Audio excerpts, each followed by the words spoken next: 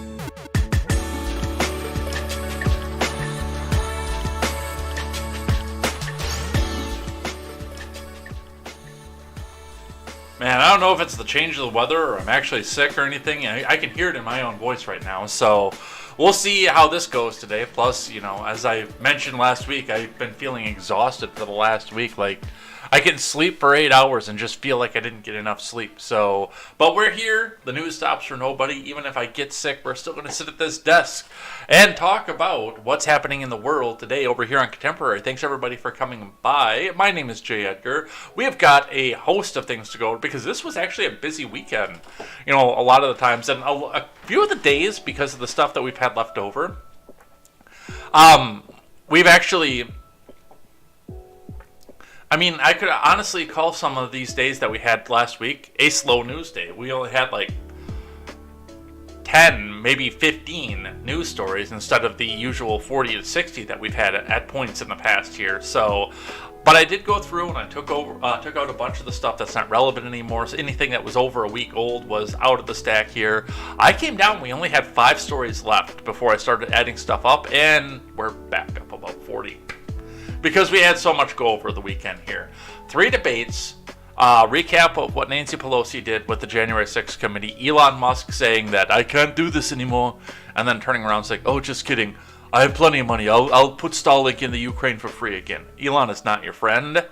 As much as we like the fact that he is going over and trying to take over Twitter, I know what Elon is, and he's just chasing that quick buck. So, plus an odd story with Bubba Wallace. Like, if we get to a point where we're coming up against 10 o'clock, and I still haven't got to this article yet, we're going to get to this one, because this is the same guy who tried to fashion and say that his garage door pull cord was a noose. And now he's out there laying hands on officials and everything. So we'll be talking about that. There's a lot of stuff to go over here over on Contemporary. So we'll get into it in just a moment. Before we do, make sure you guys go check out great programming such as The Daily Ignoramus, The Breakdown with Breckenhoff, The Already Conservative, The Porch Boys. Go check out Tweets by Brit, KTZed, Mr. Behavior over on the Twitch side, who is getting back into the political fray. But still go check out some of his game design and development videos that he's been doing. He's really into this, and I know he's really happy to be doing this, so go check that out. PJ Patriot, who's the other one? The No Gimmicks Podcast. Go check out all that great programming as we strive and come together to bring you news by the common man, for the common man, and culture by the common man, for the common man as well. So we'll be talking about all that. Let's get into the markets here. I've got a little bit of an extended finance segment here because, well, there are some people that are actually talking on video about what they think the economy is doing. So, without further ado, let's talk. Let's start with the Dow, which tumbled off again throughout the day yesterday, bringing itself back down to 29,634.83. Let's get the live chat up here, by the way.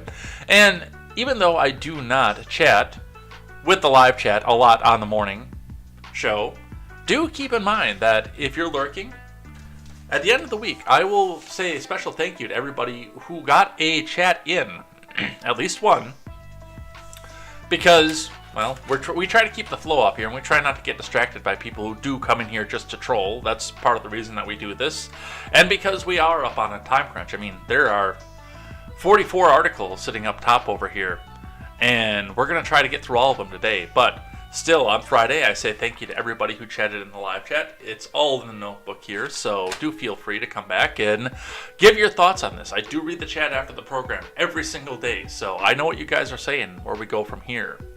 The Dow tumbled to 29,634.83 throughout the day yesterday. Now, it looks like the futures are turning back up. We'll see if that lasts with this, because the inflation numbers are going to be coming out probably this week, and we'll see where we actually stand on all of our inflation. So that's what we have coming up with that. Your Bitcoin, if you hold, is on the rise today. It looks like it gave a little smiley face, swing itself back down through the middle of the day, and then just kind of eased its way back up. Looking in at 19,536 US dollars and 70 US cents per Bitcoin on the day. That is up 276.20. And on the 5-day, it's actually slightly up too, but there's a very wild swing that happened on Friday if we go to the 5-day, and then over the weekend it just kind of sat calmly with one little spike late in the day last night, and then another little spike that we see. We just looked on the full day today, and we'll see where the Bitcoin goes.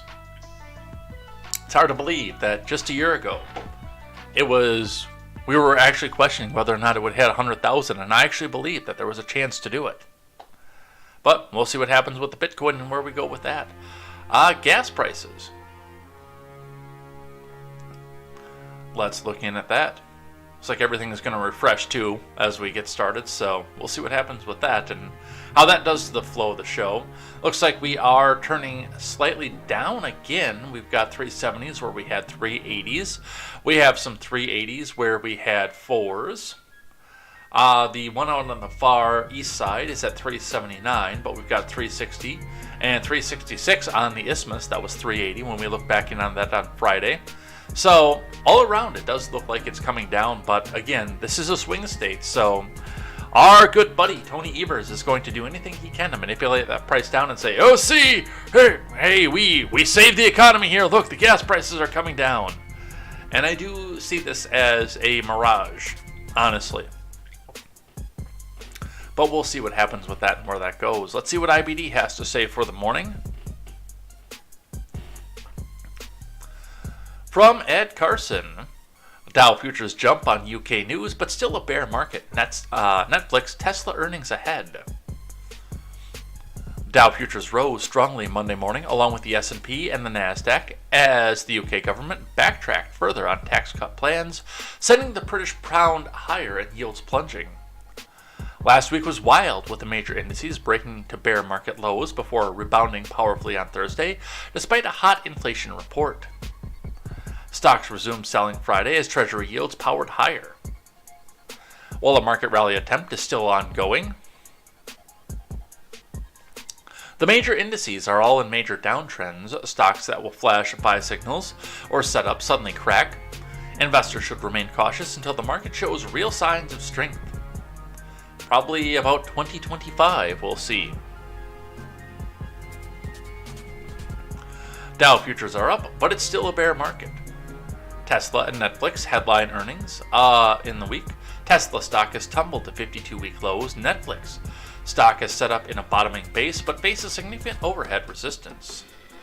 Meanwhile, Shockwave Medical, Wolfspeed, Air Test Systems, Albemarle, and Digi International are growth stocks that are holding up reasonably well, but not actionable currently. All have suffered damage in recent days, including Friday. They could break decisively lower if the market shows further weakness, but if the market strengthens, those could be notable winners.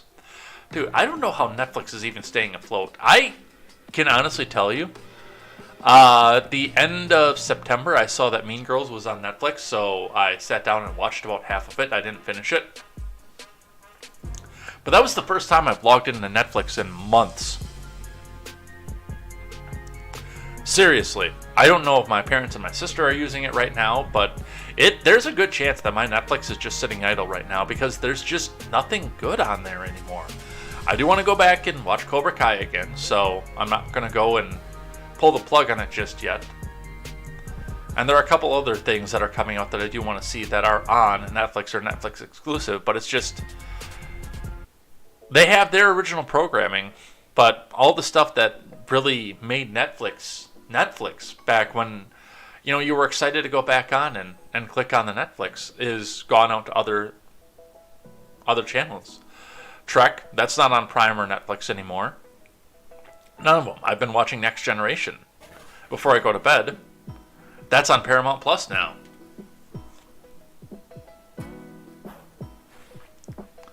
So, yeah, there's a little bit going on with this, and it's things like that. I don't even know how they stay up. Hulu is another one, by the way, because I don't ever hear anybody talk about going to Hulu for anything anymore. I'm sure people still do, but it's like, I don't know. We'll see what happens, but yeah, it's definitely a time. Looking at the UK government backtracks further. Jeremy Hunt, named UK Chancellor last week, announced the reversal of several more recent tax cuts to placate markets worried about the British government borrowing costs. The British pound rose solidly versus the US dollar, while the yields of British bonds or gilts plunged. So does this mean Truss is out? I don't know. Xi downplays growth, defends zero COVID. President Xi Jinping on Sunday downplayed rapid growth and stressed self-sufficiency amid a sluggish economy and fierce U.S. restrictions on chip exports to China. Xi spoke at ruling Communist Party's 5-year meeting, where he's set to break tradition and get a third 5-year term. He's also continued to defend China's zero COVID policy and said Beijing will never promise to renounce using force to reunify Taiwan with the mainland. So that could pop off here within the next couple weeks. By the way, midterms are only a couple weeks away. So anything that they have for October surprise is going to start dropping in a hurry. Just so you know. And by the way, I did get the day off. I set that up over the weekend. So guess who's doing a midterm live stream? Hope you guys will tune in. I think I'll do contemporary, I'll go vote, and then we'll be back here. I think I'll probably set up and start around 2 p.m. for that Tuesday, and, well, we'll see how it all shakes out. We'll see if I go to bed on Tuesday night and wake up Wednesday morning to announce that the Democrats have taken 435 congressional seats and all of the seats in the Senate. Honk, honk. I don't know. We'll see. On the futures, Dow futures jumped 1.11% versus fair value. The S&P advanced 1.3, and the Nasdaq popped 1.45. So this is probably going to be an update for the Dow, because usually if it gets above 1%, it stays up throughout the day, but we'll see. Overnight action doesn't necessarily translate to actual trading in the next regular stock market session. The 10-year yield sank 8 basis points to 3.93, which means that it spent the weekend over 4 without a GDP to back it up. Crude oil edged higher, and U.S. natural gas prices tumbled 6%. I'm waiting to see the economy numbers, by the way. Those will come out before the midterms, too. Alright, that's what we see coming off the Dow, but we hear about the economy. I mean, you go out there and you see how awesome it is, how amazing our economy is right now. Don't you? I mean, you all go out and see that, right? No? Well, Biden wants you to see that here. Eating ice cream today from RNC Research. Biden, our economy is strong as hell, man. Let's listen. Just one more economic one. Are you concerned about the strength of the dollar right now? I'm not concerned about the strength of the dollar. I'm concerned about the rest of the world. Does that make sense? Can you explain that? Yes. Our economy is strong as hell. The internal. Inflation is worldwide. Worse off everywhere else in the United States. So the problem is the lack of economic growth and sound policy in other countries, not so much ours. And that's how worldwide inflation is consequential. You're giving a speech back over here. Just one more economic one. Are you concerned about the strength of the dollar? Do you walk out the door every day and say, yes, this is an economy that's strong as hell? Do you see that? I don't see it. I don't see it at all. I look outside and I say, I don't know what I'm going to do. I just finally set myself up into a situation where I can go out and most likely go and buy a home. I don't know what I'm going to do because everything got more expensive. Again, just a couple of filler items because I did stock up on meat last week. A few filler items last week, or this yesterday. Some veggies that I was missing, a couple canned veggies. The ham and eggs, by the way. Oh, eggs came down. While I was in the store, the sign outside the dairy department said that 18-count large eggs was $5.15. I got to the register, they were $4.35. Oh, that was amazing, by the way. I enjoyed seeing that. But yeah, just grabbing a couple of little filler items to get me through was $35. It costs over $100 to fill the tank on my truck. Now, mind you, that gets me 6 weeks if I don't travel anywhere, but still, it costs over $100 for that. Where is this strong economy? Oh, well, it's those stupid foreigners. They just don't buy enough from us. So, if they bought more from us, then we'd all be hunky-dory and happy. But it's them. It's not us. That is a man right there that cannot take responsibility for anything, unless it's going well. Hey, your gas price dropped 10 cents after I raised it almost double. Hey, praise me, you dumb bastards. But this is also, by the way, the same man who did this. Look at that girl. Look how uncomfortable she is. President Biden tweeted out from Kalen Dalmida. President Biden grabs the young girl by the shoulder and tells her, hey, no serious guys until you're 30, as she looks back, appearing uncomfortable. Secret Service appears to try to stop me from filming after Biden spoke at Irvine Valley Community College. Now, unfortunately, this is a TPUSA person. But let's look, and let's ask how old does this girl look to you? 10, 11 maybe? Maybe a little older. Look at Dan. Now, the very important thing I told my daughter and granddaughters, no serious guys who are 30. Okay. And what? No serious guys till you're 30. I'll keep that in mind. At least. Dude, what? Now, I mean, I understand why he wanted his daughter no serious guys until she was 30, because he wanted someone, a shower partner, for probably the length of his life, but look at the look on this girl's face, like,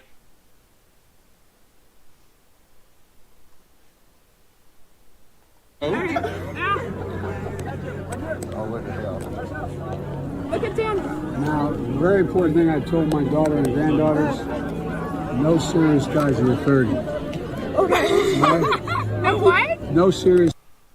like, what prompts you to go back and do something like that, unless you're dementia-addled or think you can get away with it because, you know, you grew up the tough guy in the 50s and I had that bike chain wrapped around my fist and everything like that, but this does look like this was out here for, they were set up for a photo op. Like, it looked like the two of them were getting ready to take a selfie and actually excited for it until we see this happen.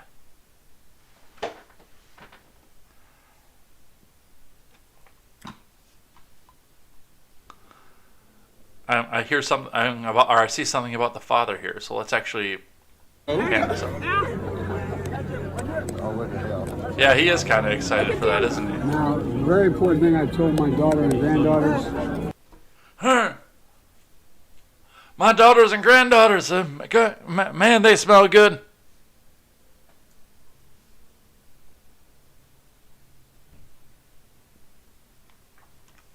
So there's that. But another person, and I found this after we were live, another person has decided to tell us that our economy was very, very strong right now. White House economic advisor Cecilia Rouse, we're starting to see signs that our red-hot economy is starting to cool.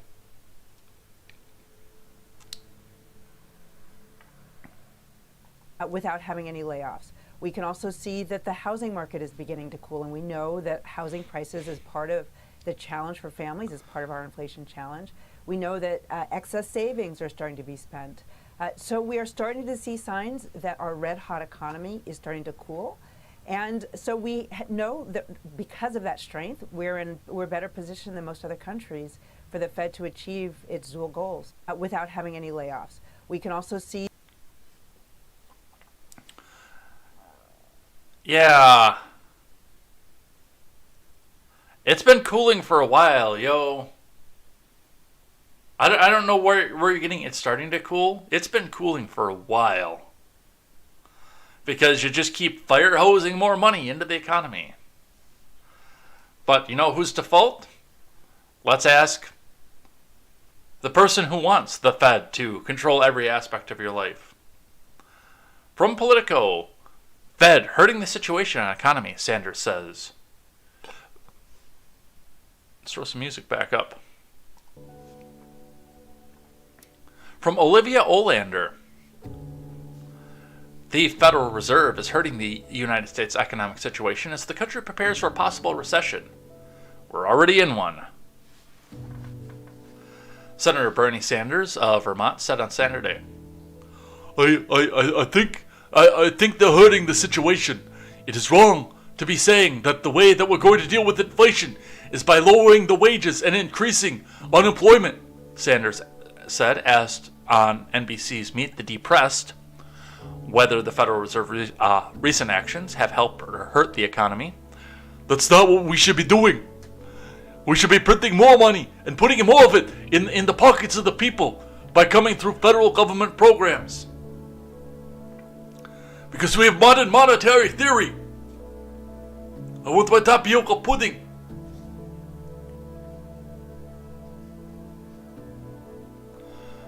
The Fed has recently taken measures to slow the economy, including raising interest rates in an attempt to curb rising prices. Moves that risk causing a recession, Chair Jerome Powell's actions have largely had bipartisan support, with progressives, including Sanders, representing a minority dissent. In spite of the fact that we already have been in a recession and have been since the beginning of the year, the GDP started shrinking long before the interest rate even started raising. But hey, don't worry. 2/4 of GDP shrinkage, that's not a recession. We changed the definition. At a time when working families are struggling and the people on top are doing phenomenally. The upper 1%. I don't think that you go after the working people. Well, no, you go after the government. It's just that you guys keep printing more money, passing more bills, and aim that fire hose and shoot it right back into the American economy.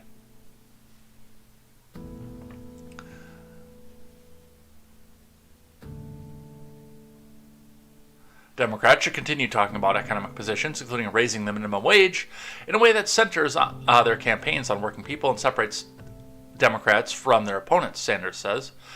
He referred to Republicans' discussions on privatizing Social Security and Medicare, calling the idea of cutting either program, "It's grotesque. Democrats have got to hold them accountable for those reactionary positions."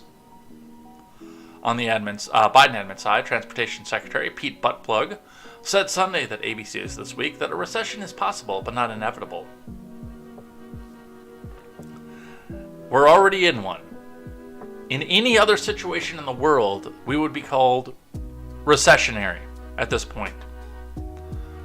But they don't want to come back and say that we're in a recession right now because that makes everything look bad for them.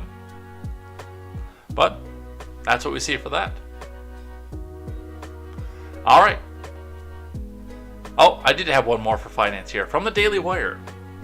Some other bad news for the admin. CBS poll, majority blame Biden for the economy and say that it's getting worse. And we will listen to CBS Evening News in just a moment.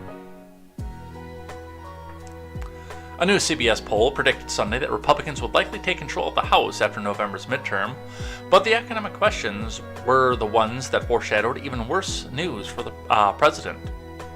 The CBS YouGov Battleground Tracker surveyed 2,068 registered voters between October 12th and 14th, asking a number of questions about the upcoming elections, the overall state of the economy, and whether or not they were satisfied with the direction the country was heading. Let's listen.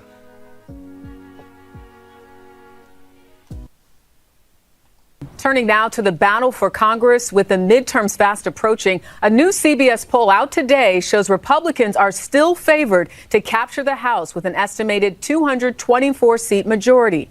Democrats had been narrowing the gap, but that momentum has stalled. CBS's Deborah Alfarone is in Washington tonight with those details. Good evening, Deborah. Good evening, Jerika. And no matter your income, inflation is inescapable, and it could be a deciding factor for the midterm elections. There's a lot in here that lowers the everyday cost for middle-class families. President Biden is trying to convince voters his big legislative win, the Inflation Reduction Act, will bring prices down. But a new CBS News Battleground Tracker poll shows 65% of registered voters believe the economy is getting worse. And 68% of registered voters say the Biden administration could be doing more. This is a top concern for all voters. It's also a top concern for the president. On Face the Nation, Transportation Secretary Pete Buttigieg said curbing inflation is the president's top economic priority. So there's a very clear choice, a very clear difference in approaches here right now on Capitol Hill and among office holders, where the focus for Democrats, the focus for the president, is to cut that cost of living and to cut the pressure, get people more breathing room at a time where inflation remains a major concern. Another top concern for voters, gas prices. The new poll found 63% of people said prices are going up, compared to 16% in August. Republicans are pouncing on the price at the pump and blaming Democrats. They're talking, bragging as if gas prices are lower. Gas prices are about 60% higher today than when Joe Biden took office. The president has an action-packed week ahead of him on the campaign trail, where he's going to be heading to Pennsylvania to stump for Lieutenant Governor John Fetterman. Jerika? Yeah, that U.S. Senate race, a very important one there. And also to go and sniff kids. So, yeah, this is not looking good. My only concern with this, of course, is the fact that when you lose the people by the margin that you've apparently lost the people by, and go back and swing to the other direction, it opens the other party up to say, hey, let's push our ideology down by force if necessary. That's actually part of the reason that we have such authoritarianism in the Democrat Party right now is because it was such a reactionary force to the Bush admin, which I was on their side by that at that time, by the way. I was very anti-Bush. Oh, you had a person that we called authoritarian for 8 years? Well, let's come back and be even more authoritarian. Hey, you can't call somebody by their birth pronouns anymore if they don't like that. And if you do, we will make sure you can never earn a living again. That kind of thing. So, well, we'll see. We'll watch this. Let's talk Elon. So we're going to start here with this article from Reuters, and we will entitle this, How It Started. Musk says SpaceX cannot fund Ukraine's Starlink internet indefinitely.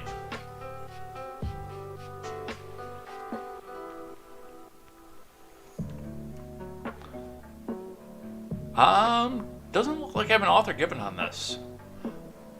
Elon Musk said Friday that SpaceX cannot indefinitely fund Starlink internet services in Ukraine and send it several thousands more terminals, after reports suggested that his rocket company had asked the Pentagon to pay for the donations.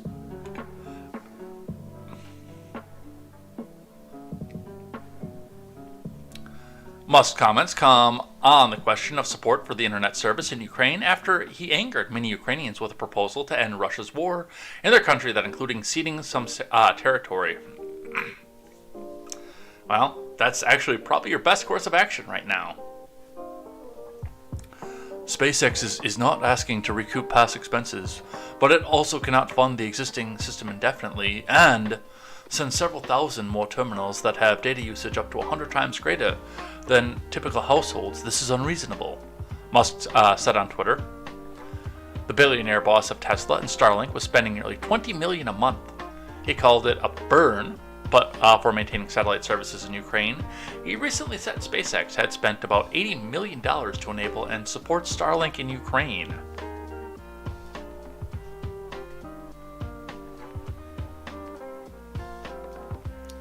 CNN reported on Thursday that SpaceX sent a letter to the Pentagon last month saying it could not continue to fund the Starlink service in Ukraine, and it may have to stop funding it unless the U.S. military helped with tens of millions of dollars a month. SpaceX did not respond to a request for comment.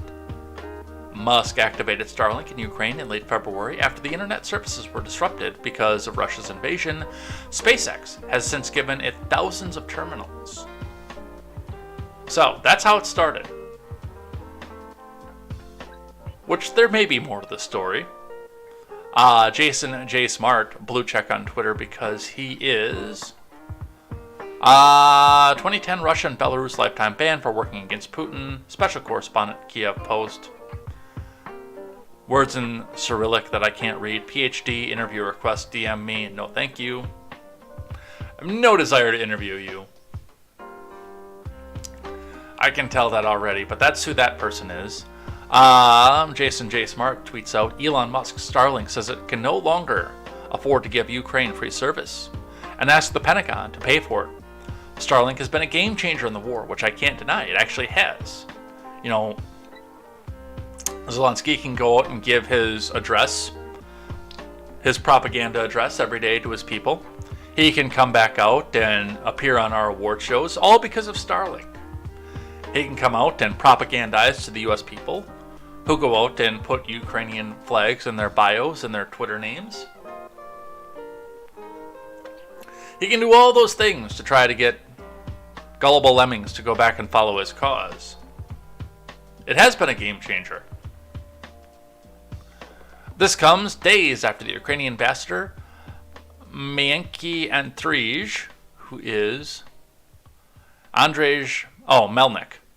That's an L, not an I. Andrej Melnik told Musk to F off. To which Elon himself replied, top reply, we're just following his recommendation. So, again, we're still in the how it started column. An ambassador told Elon to F off They told the person who's providing for free the internet service to your country, hey, why don't you just go and F off? And the person who is providing for free the internet service to your country says, okay, well, I'm going to take my internet with me. Bye. But unfortunately, he reversed course on that one. To hell with it. Elon Musk tweets, SpaceX will keep funding Ukraine government for free amid Starlink controversy. From Ashley Kaput. Ouch. I just jacked my elbow on my desk.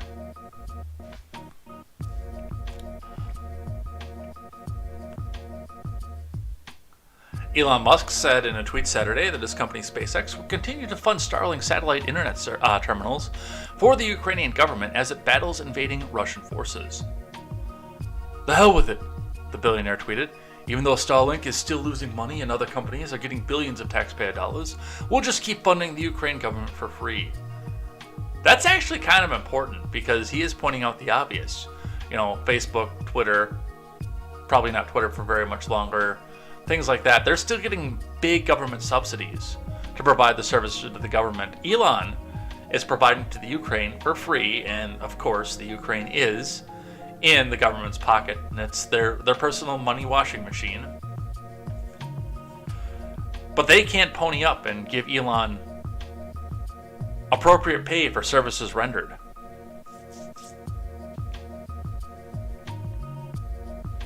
It was not immediately clear whether Musk, who is also the CEO of Tesla, was being sarcastic. In response to a tweet about the move, Musk said, "We should still do good deeds." Responding to another tweet saying that Musk had already paid taxes that are funding Ukraine's defense, he said, "Fate loves irony." The tweets follow a statement from Musk on Friday, in which he said that SpaceX cannot continue to fund Starlink terminals in Ukraine indefinitely, after a report suggested his space community had asked the Pentagon to cover the costs. Musk did not immediately respond to requests for comment. In a letter from SpaceX to the Pentagon, the company said the use of Starlink in Ukraine could cost close to $400 million over the next 12 months. According to a report by CNN, SpaceX has designed several contracts with the U.S. government. David Sachs tweets out, "No good deed goes unpunished." And Elon says, "Even so, we should still do good deeds." Yeah, we actually should. I'm with him on that. I don't know if giving away internet to free for the Ukraine counts as a good deed, per se, but regardless, we should still be doing good deeds. So I guess I came into this saying that it's clear he's going to turn, he's going to show his belly, and he's going to give it away. Actually, it's not that clear anymore. I don't know if he's going to do this or not. The enigma of Elon Musk.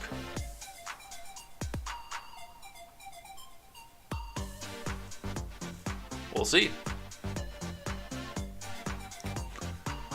We've got one from our friends over at NPR. We'll do a little bit more war coverage right now. From NPR, explosives, suicide drones rock Ukraine's capital, hitting residential buildings. This is from Julian Haida, Franco Ordonez, Nathan Rutt, and Charles Maines. And remember, NPR needs your money, I mean our money, comrade, to continue to fund propaganda, to tell you that anything to the right of Mao is evil. So make sure you hit that donate button, because we need communism in our country. We need communism in our world. And the only way for us to achieve communism is if you capitalistically support the propaganda that will support the communism. So hit that donate button, because if you don't, then you hate the little guy. NPR, Never Printing Reality, National Progressive Radio. Well, let's see what it is that they have to say.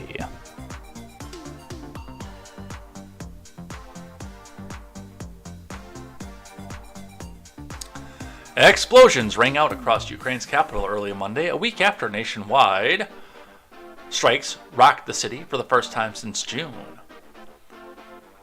Ukrainian Prime Minister Denis Shmyhal said 5 drones struck Kiev in the morning attack and appear to be targeting enemy energy infrastructure. A 4-story residential building and energy facilities near Kiev's busy train station were damaged in the attack. Volodymyr Gritsin was leaving the train station and talking to a friend when the drones buzzed low overhead. Police started firing at it with assault rifles and machine guns, and then it suddenly turned towards us and we ran underground, he said.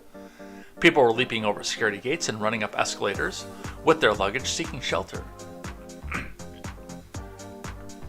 Vitaly Klitschko said 18 people were pulled from the rubble of one of the residential buildings. Bulldozers could be seen driving past a police cordon that had been set up on the street. Smoke could be seen coming from at least 2 buildings. At least 4 people were hospitalized, and at least 3 people were killed in the attack, according to Kirilo Timoshenko, a top emergency response advisor to Ukraine's president, Volodymyr Zelensky. Klitschko says 2 of the victims were a married couple who were expecting a child in the coming months. The enemy can attack our cities, but it will not be able to break us.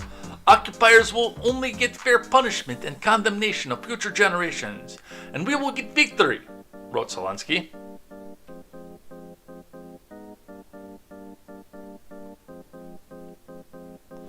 Zelensky's chief of staff, Andrei Yermak, again called on the West to provide the Ukraine with more air defense systems. We have no time for slow actions, he said online.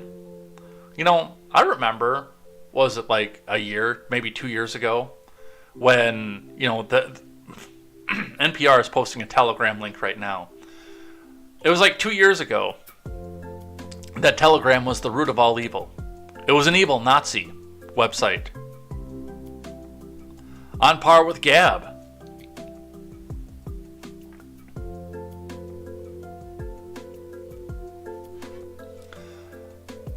Back in Moscow, Russia's defense ministry acknowledged carrying out what it claimed were long-range persistent strikes against military objects and energy systems in Ukraine. In his daily briefing, ministry spokesman Igor Konashenkov insisted that all designated targets had been hit and said Russian troops had thwarted attempts by Ukrainian forces to advance in both Donetsk and Kherson regions. Both regions are parts of Ukraine that the Kremlin claimed to have annexed last month, despite its forces not controlling either territory. Many Kiev residents, including some of NPR's Ukrainian staff, recorded videos of Ukrainian air defense systems firing at drones over the city. Yermak said the drones were in Shahed models, known for crashing into targets with explosive payloads. Ukraine estimates that Russia ordered 2,400 of the drones from Iran, a number that overwhelms Ukrainian air defense systems. As of 10 a.m. local time, Ukraine's Air Force claims to have shot down 11 drones. Klitschko said that 28 drones were detected in the Kiev region on Monday morning.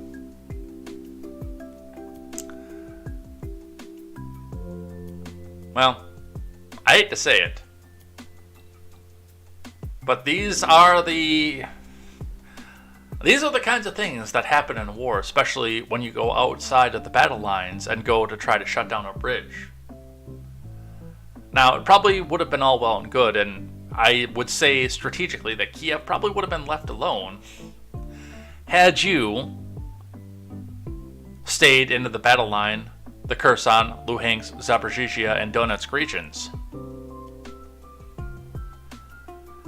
But once you went back out and tried to suicide bomb out the Crimean Bridge, you did escalate this a bit. I do wish that Vladimir would not go after civilians. I will say that right off the bat. I wish that he wouldn't go back after civilians. But I also watched a truck bomb take out an SUV on that bridge that was probably full of innocent people. It was right next to the truck when it went off. There's no way anybody walked away from that particular SUV. So, there's that as well.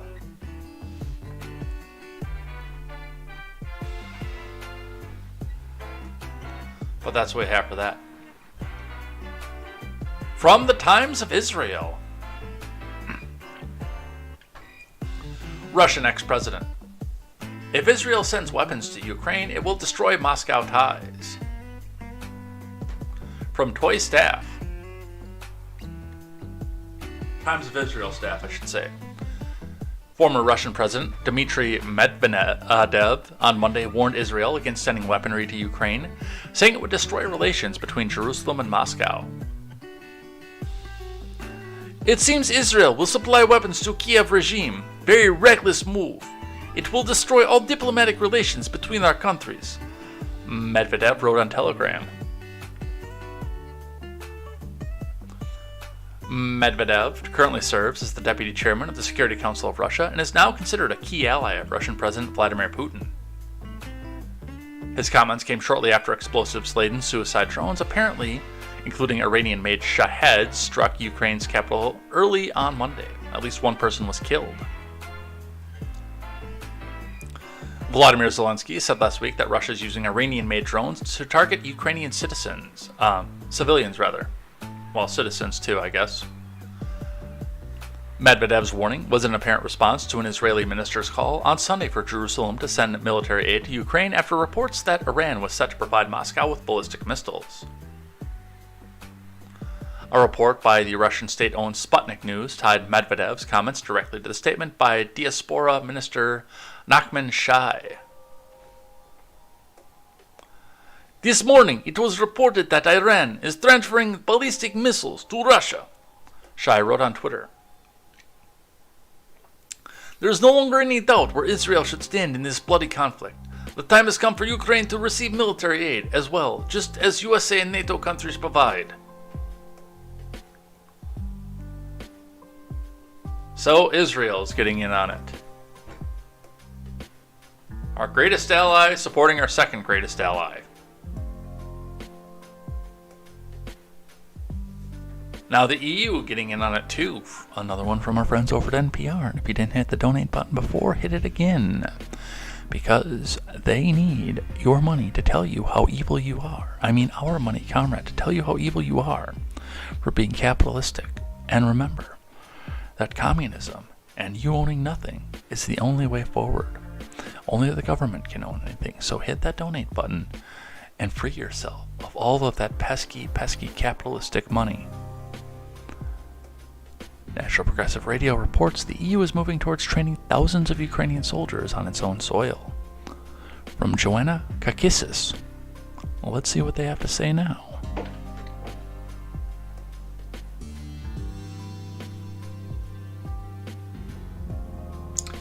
The European Union will train thousands of Ukrainian soldiers on its own soil starting as early as next month under a plan that's expected to be approved on Monday by EU foreign ministers. The EU has been debating for months on how to best aid Ukrainian forces as the war drags on, with Russia working to mobilize additional 300,000 troops for the war. Turning ordinary people into soldiers is crucial for Ukraine, which despite recent gains remains heavily outnumbered on the battlefield. Poland, one of Ukraine's strongest supporters in the EU, has already offered to host training sessions for 12,000 Ukrainian troops. Germany will also train at least 3,000. To be fair, Poland is Ukraine's strongest supporter because if they do take all of Ukraine, that means that Poland has Russia on its doorstep. Let's go look at the map.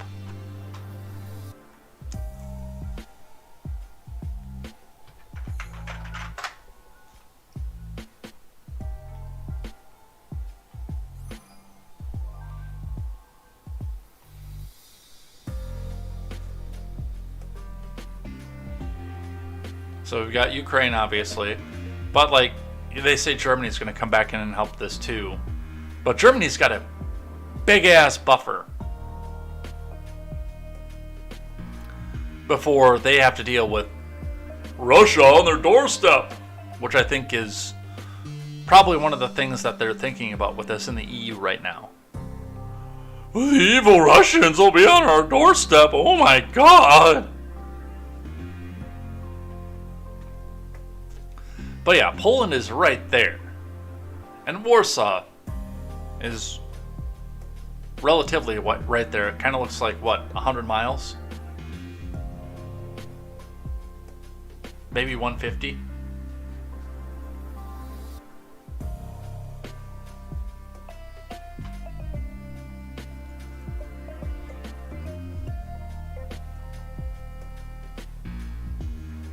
Give me 1 second. I see it. I see it.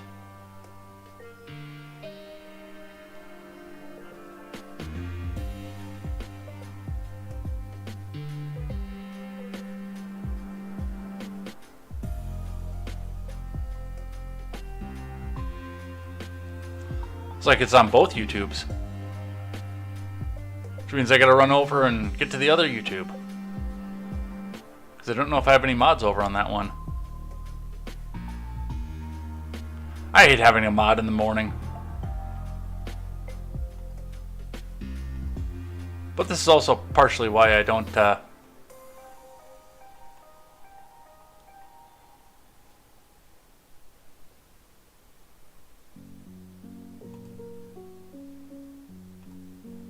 Come on.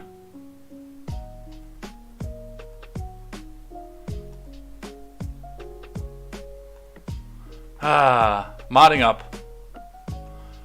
Alright. Anyway, back to this. Back to the important stuff.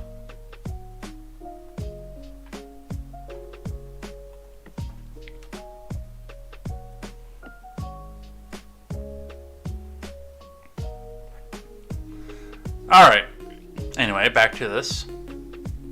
But some EU leaders are worried that training Ukrainian forces inside their own borders will further anger Moscow. Final details need to be ironed out, including how to move the soldiers from the Ukraine into EU territory. The EU may coordinate training with the UK, which has already put an estimated 6,000 Ukrainian civilians through basic training on British soil. UK-based training missions have become especially important for Kiev, given how dangerous training large numbers of people inside the Ukraine has become. In March, for example, a Russian missile attack on the military training base close to Ukraine's western border near Poland killed at least 35 people. So the EU is getting involved with this too. We can fix that.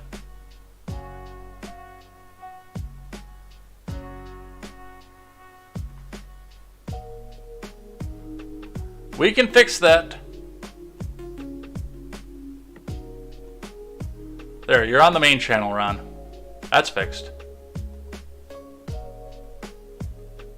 I didn't see you in the other channel, so I couldn't fix it over there.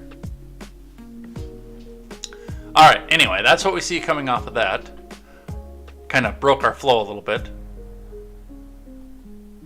I found this odd article over the weekend, and I thought that, you know, maybe we should actually talk just a bit about what's going on with this and what this means. From the New York Post. Russia is giving soldiers to Viagra to rape Ukrainians, UN official. You might want to do earmuffs for the kids for this one, because this one is, I think, a little bit graphic.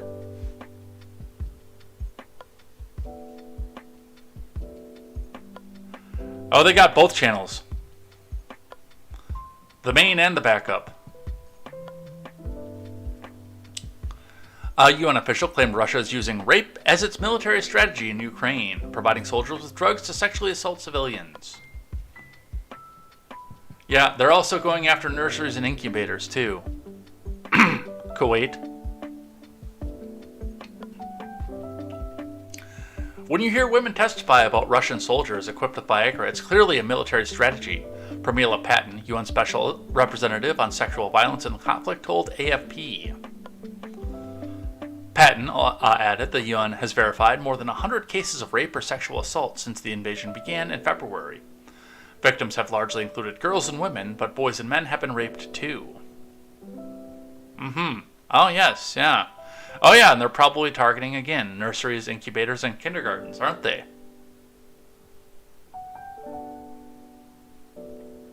In September, the head of the organization's Independent International Commission of Inquiry into Ukraine wrote that Russian forces were committing war crimes against civilians, including rape, torture, and unlawful confinement.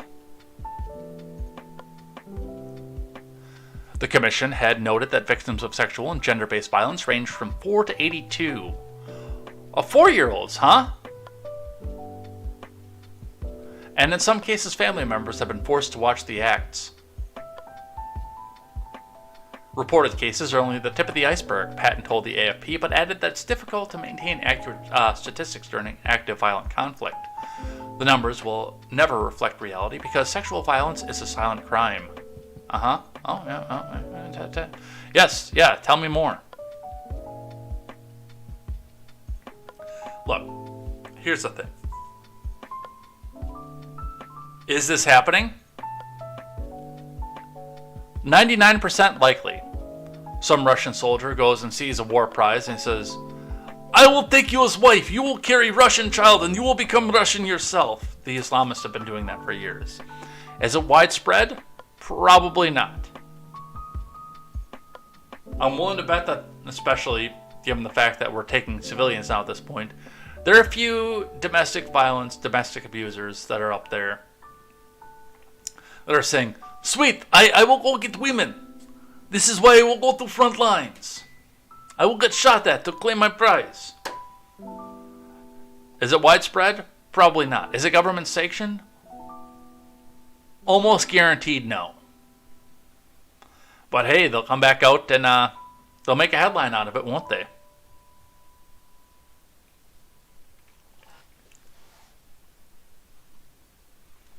All right, I believe...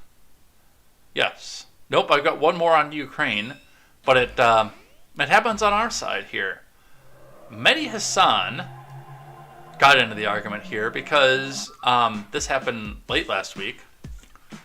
The Honorable and Venerable Alexandria Ocasio-Cortez got confronted by anti-war protesters, and Mehdi Hassan had to come in and put his 2 cents in on this here.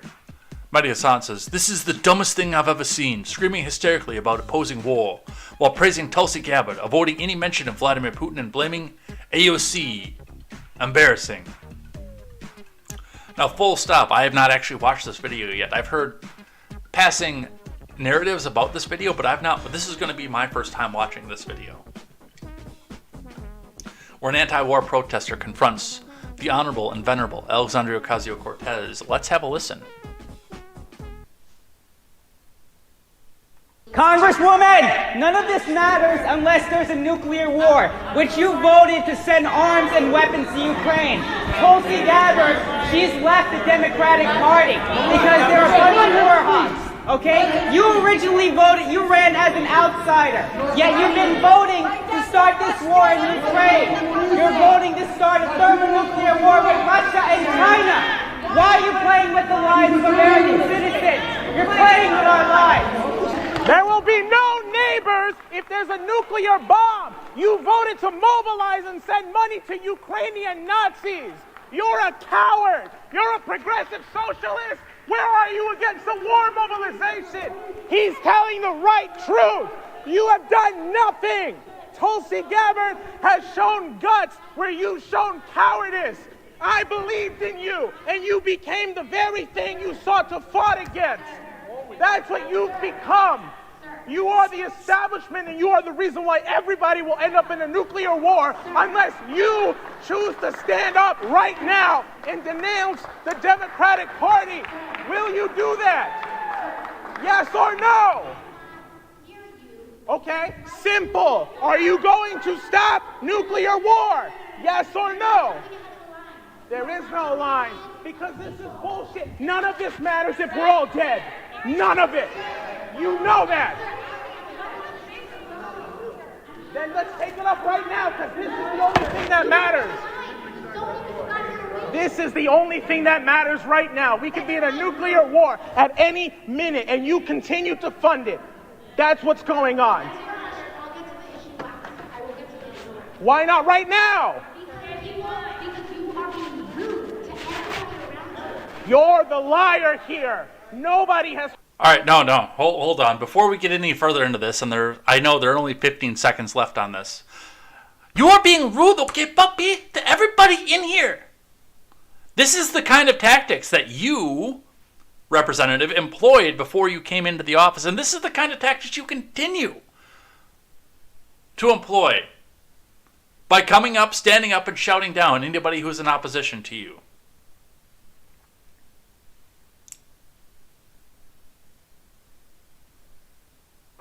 only hear, like barely hear her through whoever's recording this cell phone camera. I can hear him clearly, but I caught that right there. It says, and I heard her say, "Okay, puppy, you're being rude to everybody in here, okay?" And no, this is one of the first things you did was a sit-in to Pelosi's office. I don't want to hear you talking about this kind of thing, because as a community activist, a community organizer, this is the kind of thing that you did. You went out there and made a point and shouted down anybody who disagreed with you. And you still do that today. So no, you don't get away with that. Hold you accountable. That's what's happening. And it is time for you to stand up and realize that what you've been saying has been lies. Let your conscience come through for once. And now they're going to remove the dissenting voice. I noticed the camera went off right before that guy got drug out into the street and probably beaten down on his way back out. And that is part of the problem. That's actually a really, really big part of the problem off of this, is the fact that, yes, we have these people out here, like Cortez, who went in like I did. If I would have stayed in the Democrat Party in 2008, before I read Barack Obama's primary agenda that said that we were going to be moving down the road to more socialism than anything else, I would have been right there with it. As a Democrat, I was an anti-war person. These people were anti-war up until war became profitable for them. There are a lot of things about the Trump admin that I did not like, and I've been very vocal and open about that. I've been very vocal and open about the fact that there were a lot of things about the Trump admin that I did not care for. But the two things that I will always give it credit for, the tax cuts, obviously, and they made war a dirty, dirty word in the Republican Party, which we have needed for a long time.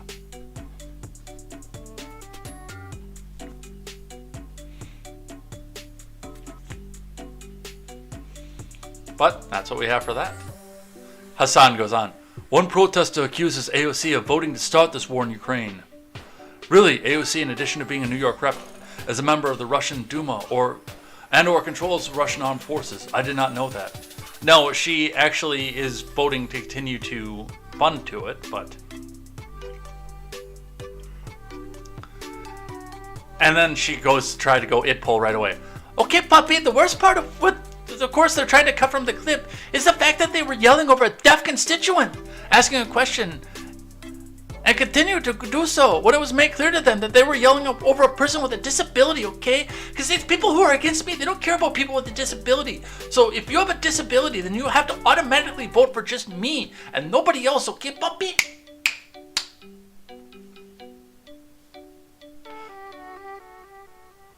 Congresswoman, none of this matters. Okay, we're not going to listen to that again.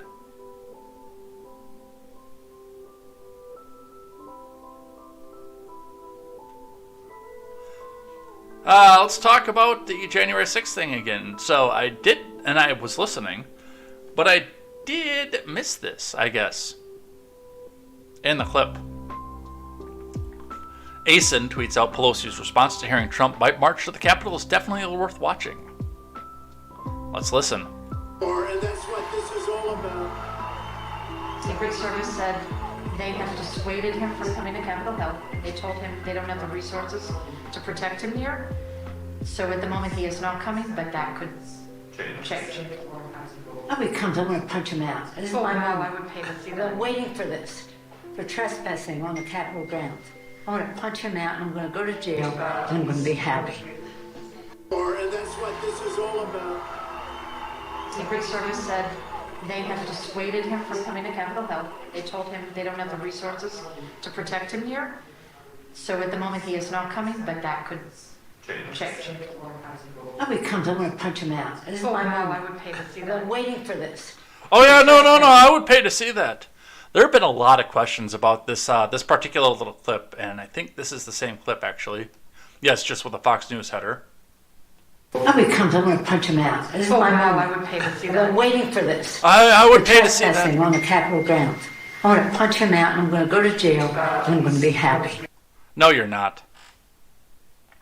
This entire thing was staged. The big question that's come out of this is, for what reason? Unless we knew that something was going to be happening specifically, that day specifically. And there were already murmurings too, by the way, that there was possibly going to be some issue that day. I relate the story. There was a guy that I worked with at the time that said, "Hey man, I'm going to tell you right now, unless they overturn this and they fix this because they stole this from us." Mind you, keep in mind, Susan, that the 2020 election was not stolen. In fact, it was most secure election in history. Honk honk. Nothing bad happened. Honk honk. 81 million votes, 10 scoops of ice cream. Don't ban me, please. Yeah, unless they turn this over and what we want, then we're going to go up there and we're going to show them what we want. This happened. That conversation happened back in November of 2020, after the election.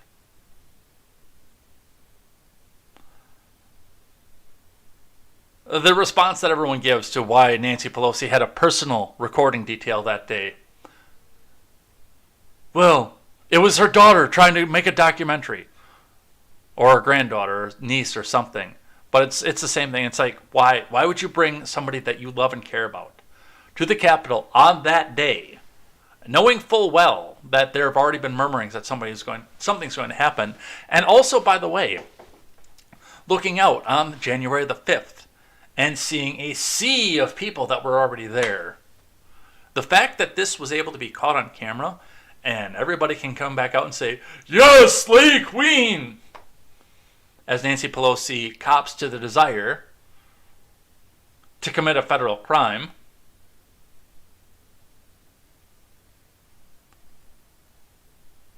is that this was all staged. Every moment of this was staged.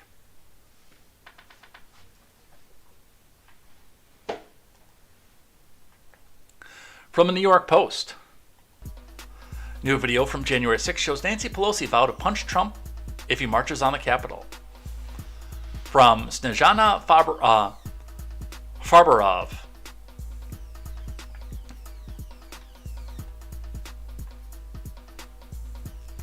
A never-before-seen video recorded on January 6th, sure it was, has emerged showing a furious House Speaker Nancy Pelosi warning that if then-President Trump marches to the U.S. Capitol, she will punch him out and happily go to jail for it.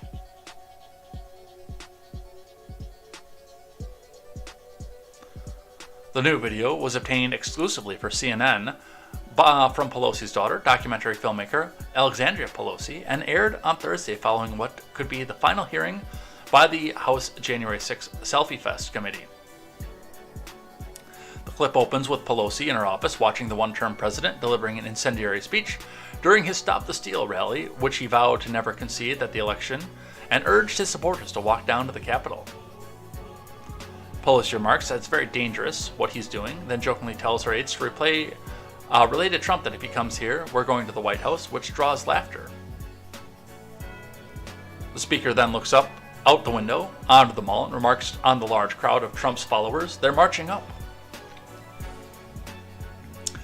Pelosi's chief of staff, Terry McCullough, then informs her the Secret Service has dissuaded Trump from coming to the Capitol because they do not have the resources to protect him there, but she notes that could change. If he comes, I'm going to punch him out, a defiant Pelosi exclaims. I've been waiting for this. For trespassing on the Capitol grounds. Daughter, did you get that? Did you get that on camera? I'm going to punch him out. I'm going to go to jail and I'm going to be happy.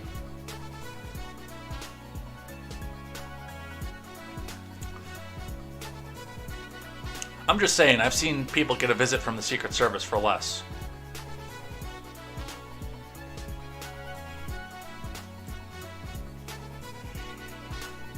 Excuse me.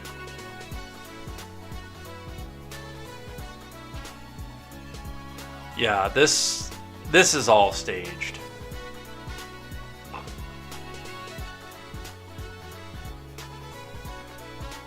But, you know, when Hollywood can't put out a good movie, they make the good movie in Washington, D.C. Politics. It's Hollywood for ugly people. Let's talk about these debates.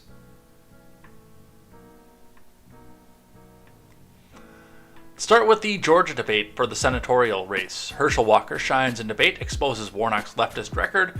Instead of aborting those babies, why are you not baptizing those babies? From Courtney Wheel. And it does look like we've got a couple of video clips from this as well, so we'll look at some of this. I did not see any of the debates that night because I was working, unfortunately. Republican challenger Herschel Walker of Georgia outperformed expectations in the first major debate of his political career. Walker is vying for the U.S. Senate seat currently occupied by Raphael Warnock, who was elected in a runoff 2 years ago. On Friday, the two candidates met on stage for their first and only debate.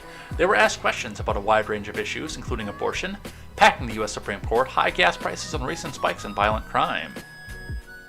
Walker managed to land several figurative blows on the incumbent, and clips of his performance have since gone viral. The only thing that I've heard on Twitter about this is the badge. Herschel Walker pulled out a badge. It was a toy badge. Which kind of tells me that this probably did not go very well for Raphael Warnock.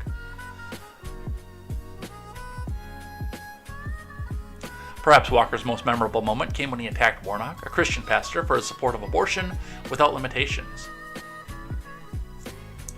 Senator Warnock told me that Black Lives Matter, Walker said. If you think about it, Senator, in Atlanta, Georgia, there's more black babies that is aborted than anything else.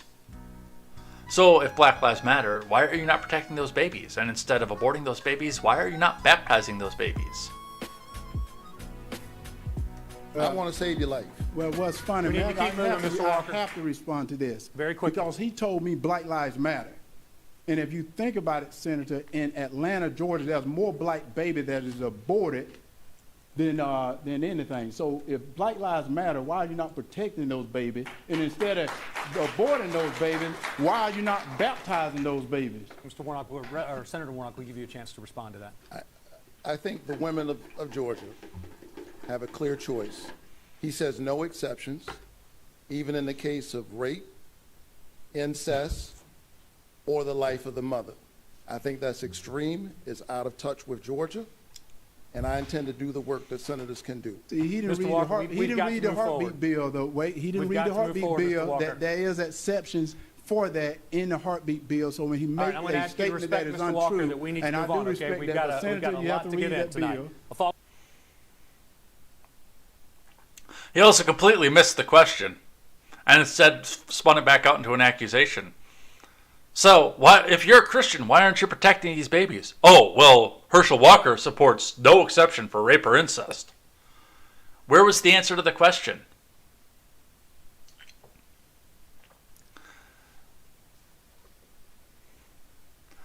Let's see, but abortion was not the only issue on which Walker challenged Warnock. He claimed that Warnock voted to support the agenda of President Biden 96% of the time. He also tied Warnock to Biden's botched withdrawal of Afghanistan, contrasting his own friendship and loyalty to former President Trump to the lack of loyalty shown to those in Afghanistan and those U.S. servicemen and women who died or were injured in the withdrawal. Let's listen. Mr. Walker, former President Trump is also considering a run for the White House in 2024. If you can give me a simple... And we'll give you time to explain as well. Would you support a Trump 2024 run? Yes, I would. And let me tell you, President Trump is my friend. Has nothing to do with that. He's my friend. I won't leave my allies, which is what Senator Warnock and Joe Biden did in Afghanistan. They left their allies. They left their allies, and right now on a foreign stage, a lot of these people don't trust us no more. They don't trust us to be strong anymore. So they're waiting to see who's going to stand up, who's going to trust. They have no one to trust right now because I said President Trump is my friend, and he won't stand up with Biden when yet he's voted with him 96% of the time. Let's be real. So I'm a little confused by that because Walker did say that he won't stand by Biden, and yet also in the same breath said that he's voting with Biden 96% of the time. I was a little bit confused by that. That confused me a little bit, but I mean, realistically, yes, that's a good way to point out what happened with the Afghan withdrawal. And yet, Ukraine thinks that we're just going to stick by them, even if it becomes unprofitable. Another one from RNC Research, Herschel Walker, on how to start lowering prices. First of all, we got to become energy independent again. First of all, you have to blame this administration and Senator Warnock because with this inflation has gotten worse. They cut our energy independence. They also raised taxes. And at the same time, they reckless spending all our money. So he would sit here tonight and say that he's doing a good job for us, and you ask me what is one job I would do to help the inflation. First of all, we got to become independent, energy independent again. And the reason why, we're going to our enemies to ask for gas and oil. And that puts us not just in an inflation problem, but it puts us in a national security problem. And I think that's something that I think Senator Warnock need to realize.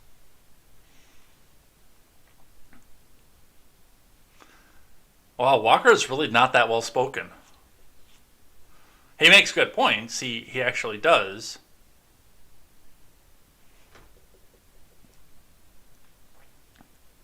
One more. Raphael Warnock. One thing I have not done, I've never pretended to be a police officer. I've never threatened to shoot out with the police. In response, Herschel Walker pulled out a prop badge. I'm working with many police officers. I have supported our police officers. I've called them and I've prayed with their families, like those officers lost in Cobb County when they were killed, doing what police officers routinely do. You can support police officers as I've done through the COPS program, through the Invest to Protect program, while at the same time holding police officers, like all professions, accountable. One thing I have not done, I've never pretended to be a police officer, and I've never threatened a shootout with the police. Well, and now I have to respond to that. We are moving on, I gentlemen. have to respond to that. And you know what's so funny? I am with many police officers, and at the same time, Mr. Walker, excuse me, Mr. Walker, please, out of respect, I need to let you know, Mr. Walker, you are very well aware of the rules tonight. Yes. And you have a prop. Yes. That is not allowed, sir. Yes. I ask you to put that prop away. Well, it's not a prop. This is real. And he said, I have a problem. I never worked with law enforcement. It is considered a prop, Mr. Walker. Yes. Excuse me, sir. Yes. You're very well aware of the rules, aren't you? Well, aren't you aware of the rules? He brought up the truth. Let's talk about the truth. Thank you for putting that prop away. And as a matter of fact, we still have a lot to get to, and we are not going to continue this. We're going to follow up with a question. So that seems to be the thing that everyone focused on, was the fact that he pulled out the badge. The authenticity, the exact nature are unknown. I don't know what it is. I've heard people like JoJo from Jers, it's a toy badge. And I've heard other people come back and tell me it's absolutely real. Huh. I'm getting a survey call on my phone right now. Focus on the family. Nope. We're not taking a survey on the phone. I don't know why my call filter didn't block that. Usually it does. But anyway, that's what we see coming off of that.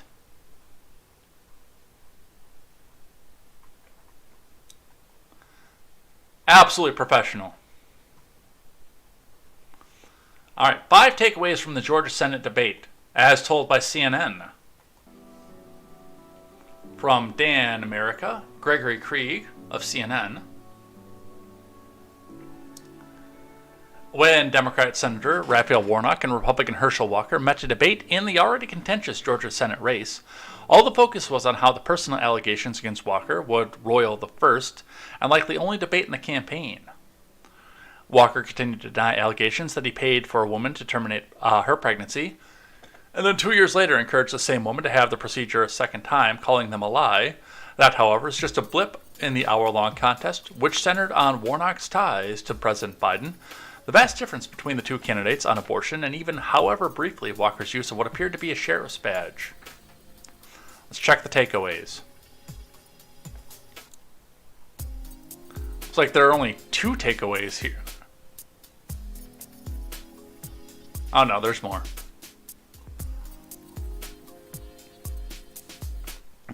All right, number 1. Walker tries to bring Biden on the stage.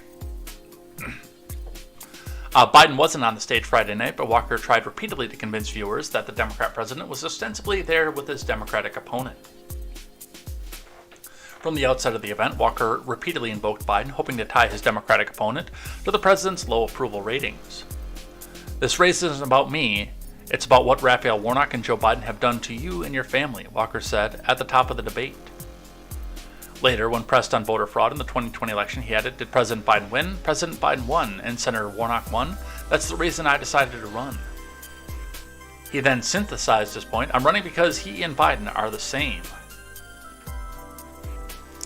Warnock did little to distance himself from Biden, even at times touting the legislation he passed with the president's help, but during a question on foreign policy, he took the chance to note a specific time he stood up to the Biden admin. "I'm glad we're standing up to Putin's aggression, and we have to continue to stand up, which is why I stood up to the Biden admin when it suggested we should close the Savannah Combat Readiness Training Center. I told the president it was the exact wrong thing to do at the exact wrong time. We kept the training center open." And that's going to be, I mean, Walker tried to pull a play out of the left to try to keep Warnock tied to Biden.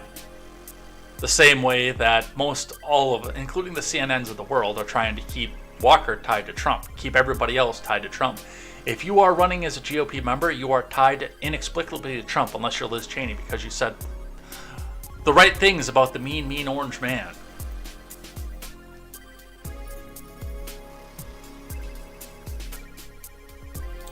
So, is it effective? I don't know. That is something we do have to pay attention to, is the fact that, yeah, Warnock and Biden are in concert. And Warnock can't have an agenda without Biden signing off on it right now. So that is an important aspect to this.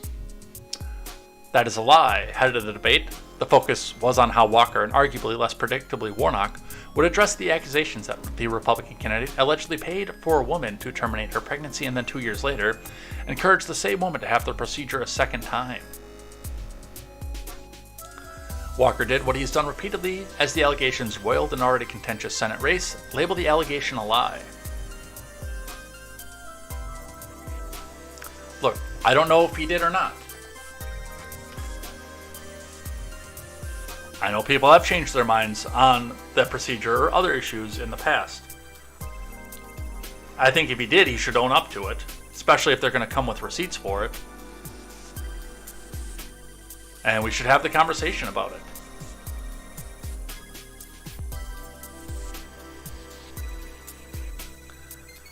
Looks like they are calling this a toss-up right now. Abortion was a flashpoint. The candidates also clashed on an abortion rights more generally, with Walker insisting he did not support a federal ban, and contrast to past statements and pointing to the state's restrictive heartbeat law.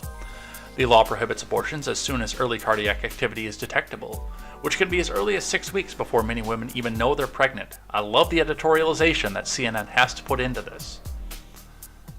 On abortion, I'm a Christian. I believe in life. Georgia's a state that respects life, Walker said.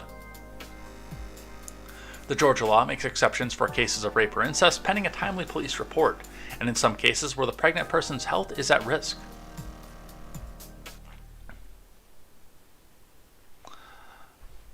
Before the Supreme Court's ruling overturning Roe v. Wade, the state law had allowed abortions up to 20 weeks.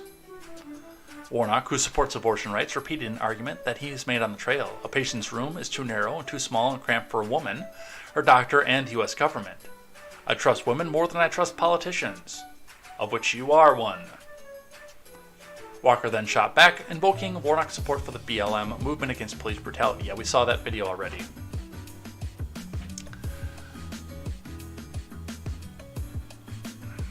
If Walker supports the federal ban, which I don't see any evidence that he does, number one, that would be incongruent with the party's wishes, because the party did put this up to be a states' rights issue.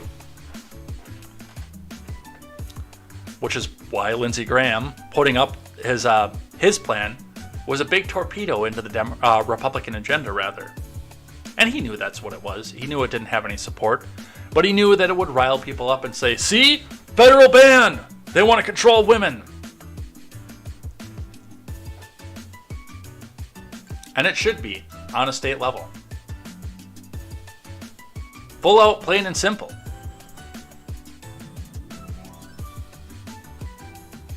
I wish it was illegal nationwide.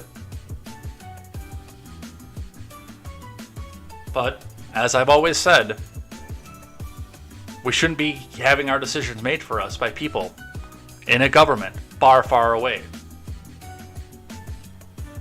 We should be able to appeal to our local reps and our state reps, who we have to see in the grocery store, not the people who will be surrounded by U.S. Capitol Police and Secret Service for the rest of their lives.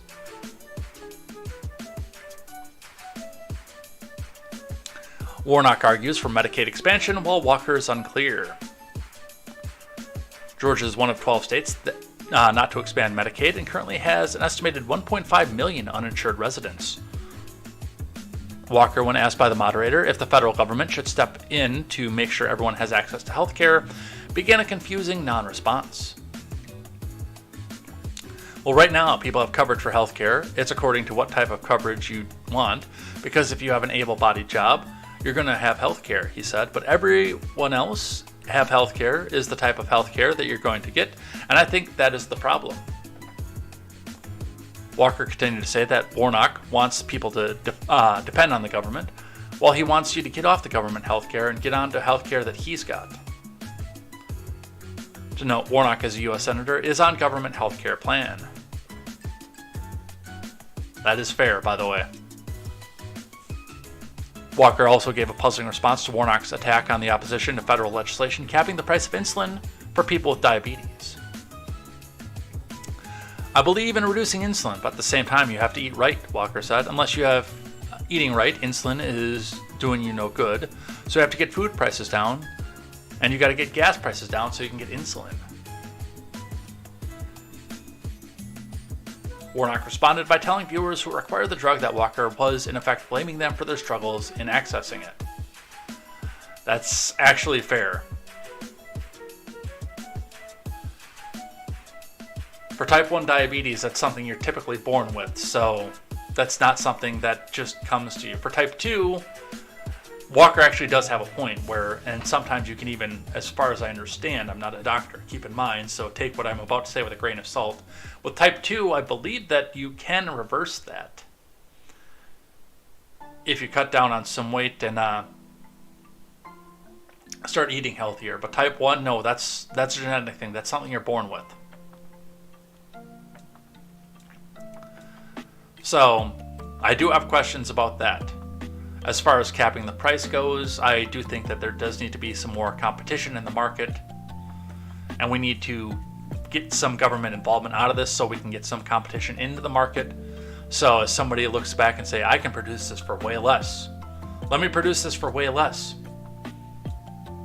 And if you, the other person, want to sell yours, then you're going to have to bring the price down. But I mean, you know me, I don't trust the federal government for pretty much anything at this point.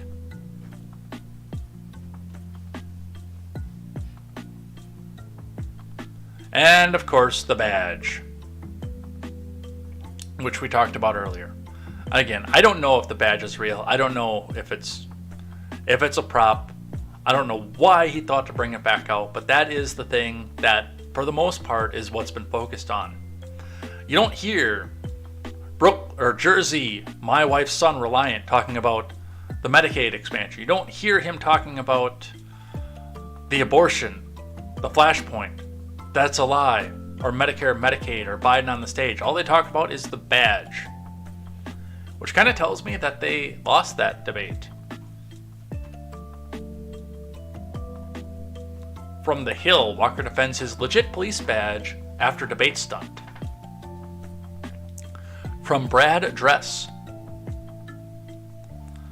Republican Senate candidate Herschel Walker on Sunday said the police badge he flashed on Friday during a debate with Senator Warnock is a real badge given to him by a police officer and that he carries it with him all the time. Walker told NBC's Kristen Welker that he has badges from counties across Georgia. This is from my hometown. This is from Johnson County, from the sheriff from Johnson County, which is a legit badge, Walker said, showing Welker the badge. If anything happened in this county, I have the right to work with the police in getting things done. People don't know that I've been working with law enforcement for years, he added. I do training programs. I do health and wellness programs. I visit prisons. Asked if the badge deputized him with arresting powers, Walker admitted it was an honorary badge. But they can call me whenever I want, and I have the authority to do things for them, the Senate candidate said. During Friday's debate, Walker stunned the audience when he flashed what looked like a prop police badge after Warnock criticized him for having pretended to be a police officer in the past. The GOP candidate was scolded by the debate moderator, who reminded him that props were not allowed at the debate, but Walker insisted it was real. Walker has repeatedly claimed that he trained as an FBI agent in Quantico and that he's worked directly with the Cobb County Sheriff's Office in Georgia. So, Walker says it's real. I say, again, I don't know.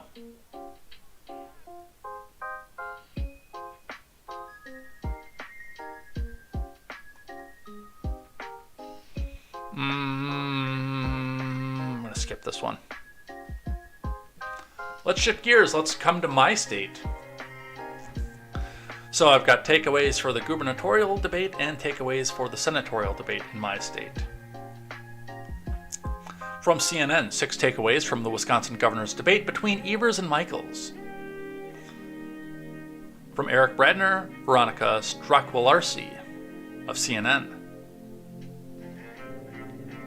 Governor Evers and his challenger Tim Michaels clashed in a debate on Friday over the swing state's election admin, as Michaels vowed to sign into law a series of restricted voting measures that the incumbent has vetoed.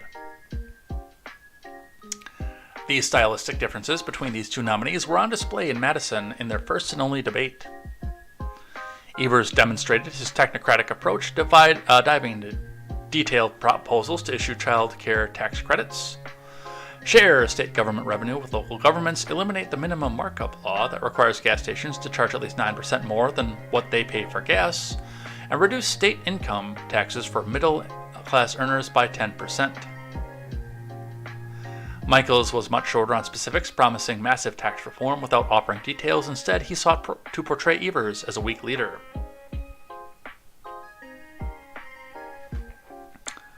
Let's see what our takeaways are for this one. A clash over election integrity. Evers defended the integrity of Wisconsin's election, saying Republicans were claiming massive fraud in the 2020 presidential election without having any ideas or any specifics. It was a safe, fair, and we can have confidence in our election, Evers said. Which we just happened to find enough ballots to push me over 1.1% at 2 o'clock in the morning, the day after Election Day.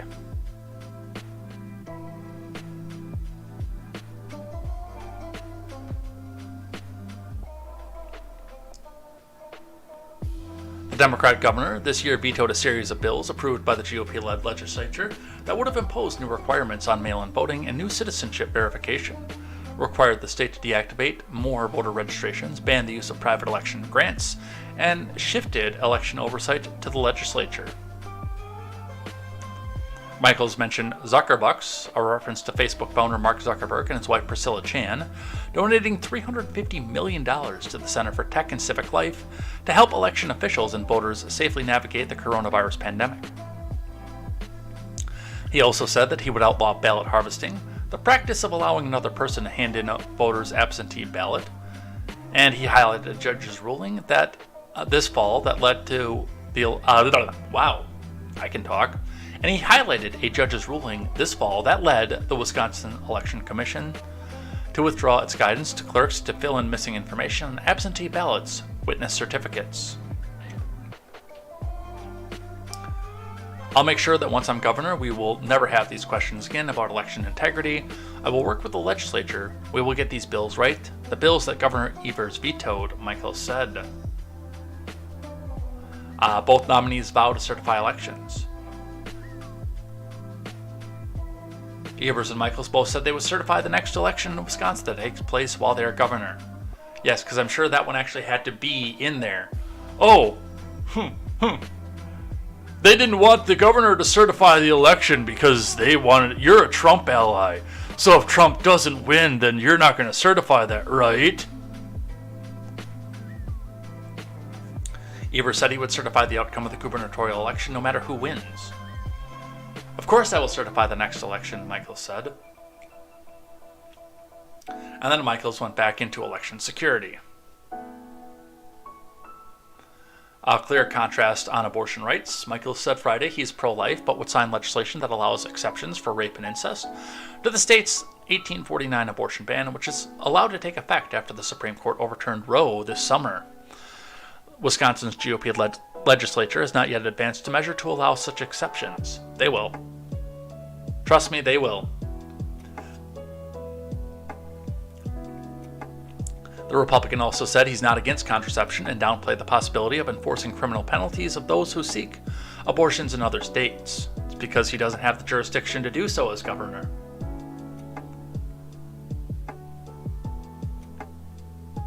I'm a common sense guy. I've listened to the people, and I'll always listen to the people, Michaels said. It's the exact same thing if I go down to Illinois and smoke a bunch of weed. Now, yes, if I get popped on the DOT test, I lose my CDL. And if I get popped on the company drug test, I lose my job. But they can't go back and pursue criminal charges for me smoking the weed. Or possession, I guess, is what it would be in Illinois. They don't pop you for smoking it, they pop you for possession. As long as it was possessed in Illinois, they can't pop me on the charges. So long as I did not possess that weed in Wisconsin.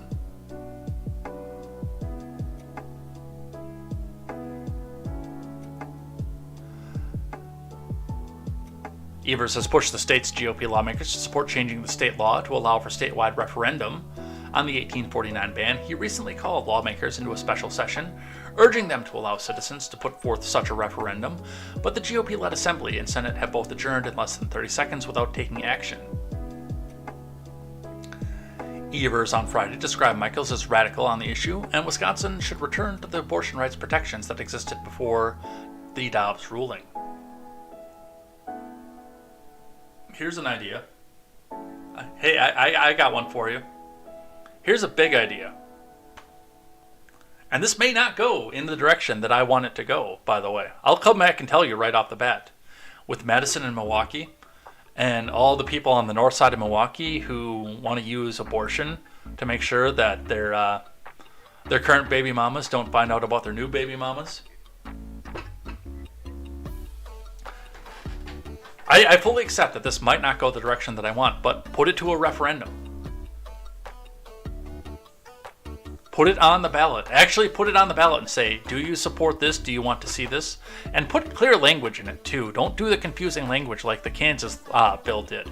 Put very clear language. Do you want to see a referendum and this brought to the floor? What do you want to see? Ask the people what they want.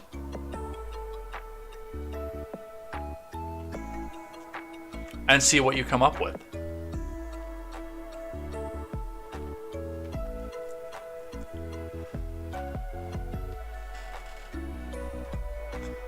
Evers calls gun control measures that Michaels calls Evers backs gun control measures that Michaels calls unconstitutional.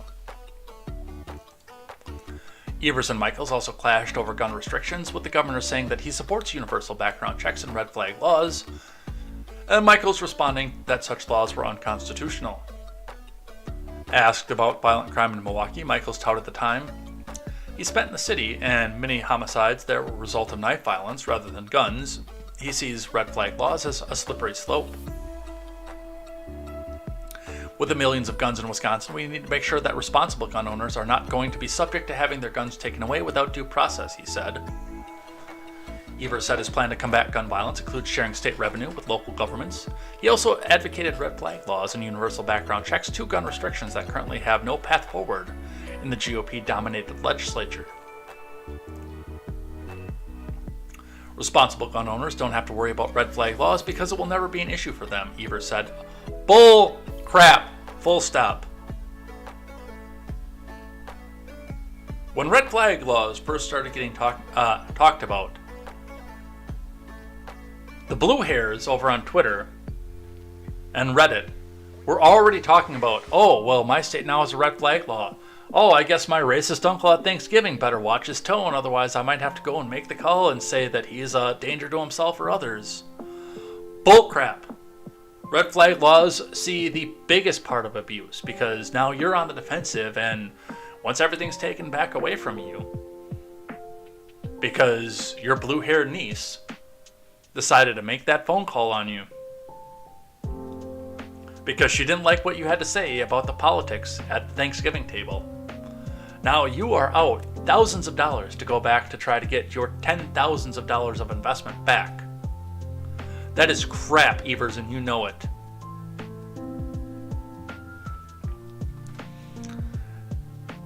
And Michaels vows to be tough on crime.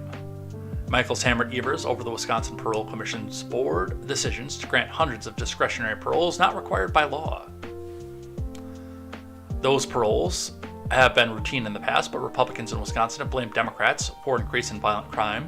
The state saw a 70% increase in homicides from 2019 to 2021, a trend that occurred across the nation and that experts say was driven by the coronavirus pandemic and economic factors.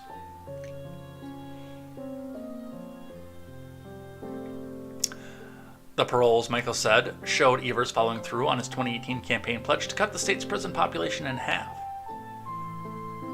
They released over 1,000 convicted felons. They have 10,000 more to go if you do the simple math. Michael said, I will pick a chief parole commissioner who's going to make sure that we have a rule of law in Wisconsin. And the last one, CRT or the ABCs. Evers and Michaels also sparred over education, an issue on which Michaels supports allowing public dollars to follow the students to private schools, while Evers wants more funding to public schools because Evers is a teachers union puppet. You would think that education is going well under his leadership, but it's not. Something has to change, Michael said of Evers, who was the former chief education official in the state before he was governor. He added, it can't get any worse. It will get better because we're going to empower parents. Those tuition dollars are going with the parents of the sons and daughters, and we're going to stop the CRT and get back to ABCs, Michael said, referring to critical race theory, a concept that has become politicized in recent years. Evers countered, CRTs are not taught in our schools, but the ABCs are. So that is how it's going on in my state for our gubernatorial race, the one that would actually directly affect us.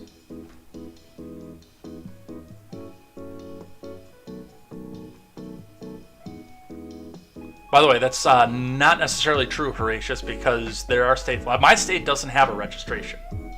We have open primaries. We don't have to register for them. But your blue-haired niece does know who is a Republican and who isn't.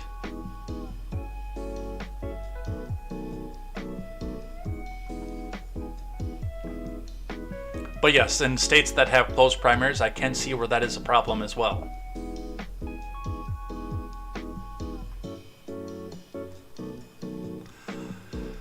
And on the senatorial side, 5 takeaways from second Wisconsin U.S. Senate debate between Ron Johnson and Mandela Barnes. From Bill Glauber, Daniel Bice, and Lawrence Andrea.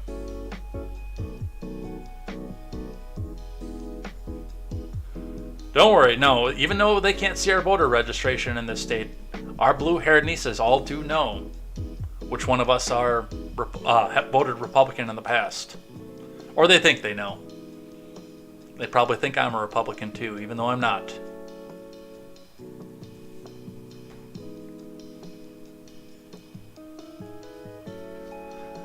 One candidate, 3 weeks to go to the election, one candidate surging in the polls, and one last debate. It was all to play for Thursday night as Republicans Ron Johnson met Democrat challenger Mandela Barnes in their second debate at Marquette University's Varsity Theater. With so much on the line, the candidates went on the attack.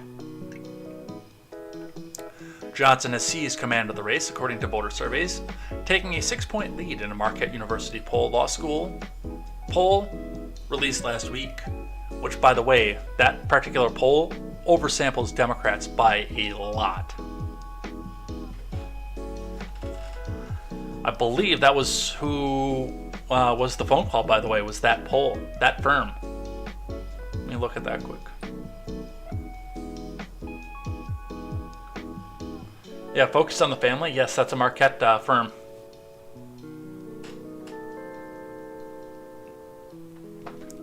They could have rung a bell to get things started. Johnson lit into Barnes early, bringing up his college degree in communications, calling him a performer. He's an actor. Falsehoods seem to roll off his tongue, Johnson said. Barnes jabbed back. The reality is the senator is going to try to run and distract from his record, Barnes added. To the biggest accomplishment Johnson had so far in his business was saying, I do, claiming the senator married into his business as a plastics manufacturer. Barnes referred to Packer, the plastics manufacturer that he helped build, as the senator's business-in-law. Johnson helped start Packer with his brother-in-law, according to PolitiFact, which in 2016 rated half true a claim that from Johnson that he had started the firm. It grew out of a predecessor company that founded by his brother-in-law before it was renamed and restructured in '79. The Social Security thing. Johnson pushed back from the claim that by President Biden that the senator wants to put Social Security on the chopping block because he wants the program to be part of discretionary spending. Let me be clear, I want to save Social Security because you're going to use it as a piggy bank, Johnson said. I want to save Medicare. The greatest threat to any government program is massive, out-of-control deficit spending. Johnson said that even though Social Security recipients are due to get a large cost of living adjustment, it only keeps them equal because of what they lost by inflation.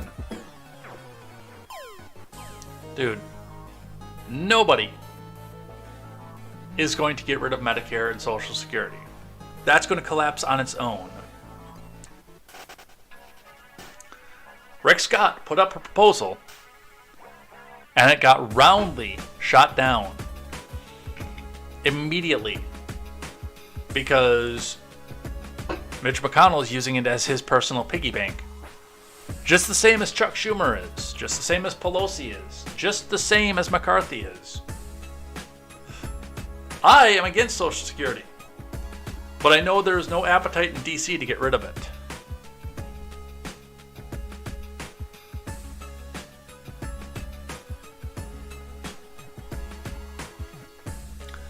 Dueling views on abortion.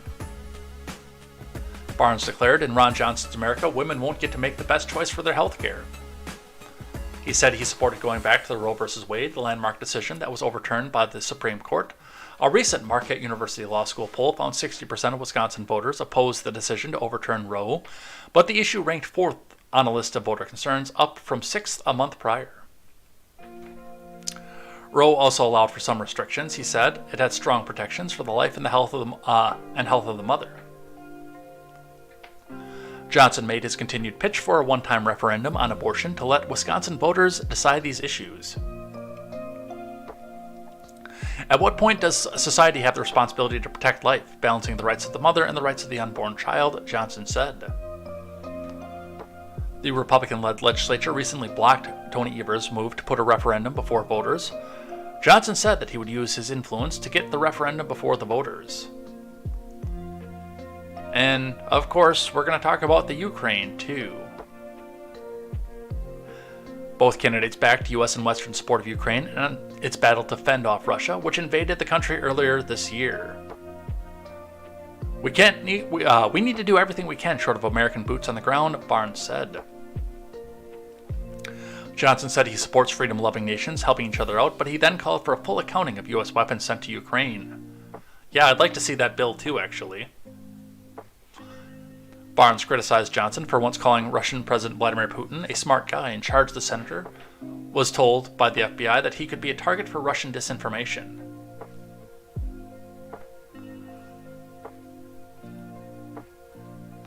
Spat over law enforcement, Johnson tied Barnes to the defund the police movement. which he's very much a part of, by the way, claiming that Democratic policies have led to increased crime and have dispirited law enforcement officers. Barnes responded, no police were more dispirited than the ones who were present at the Capitol on January 6th. Yeah, that argument's never going to go anywhere. One side's going to say, George Floyd riots, and the other one's going to say, January 6th, until the end of time.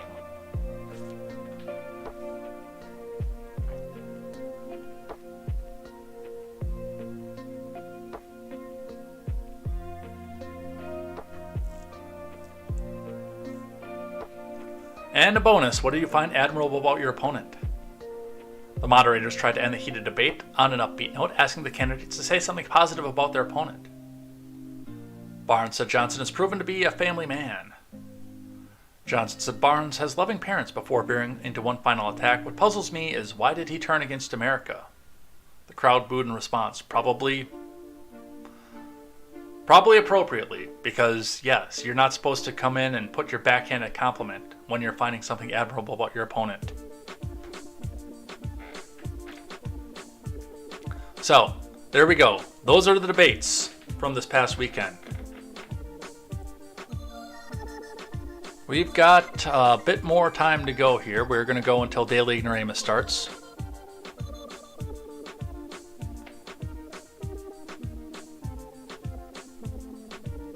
So, let's see, what can we finish up here? Oh, we're going to do the Bubba Wallace one for sure. And this one over here, the advertisement to get people to go join up. And I think I'm going to touch on the Amaranth thing for just a second. I'm going to do these two first. This one, Barack Obama unloads on buzzkill Democrats and cancel culture. From Virginia Kruta. Former President Barack Obama offered some advice to his party heading into the fast-approaching November midterms, warning Democrats not to be buzzkills and calling for a move away from cancel culture. Obama joined the hosts of Pod Save America podcast for a wide-ranging interview that was released on Saturday, and he discussed everything from the ongoing war in Ukraine to the Supreme Court, but when it came to the midterm elections, he had some very specific advice for Democrats. We might, because they'll queue it up right before it's supposed to be, but we might want to make sure that we've got earmuffs on for the kids, because I've listened to Pod Save America before, and they don't do the same thing I do where they temper their language because you might have your kids in the car. So do be warned about that, and let's listen.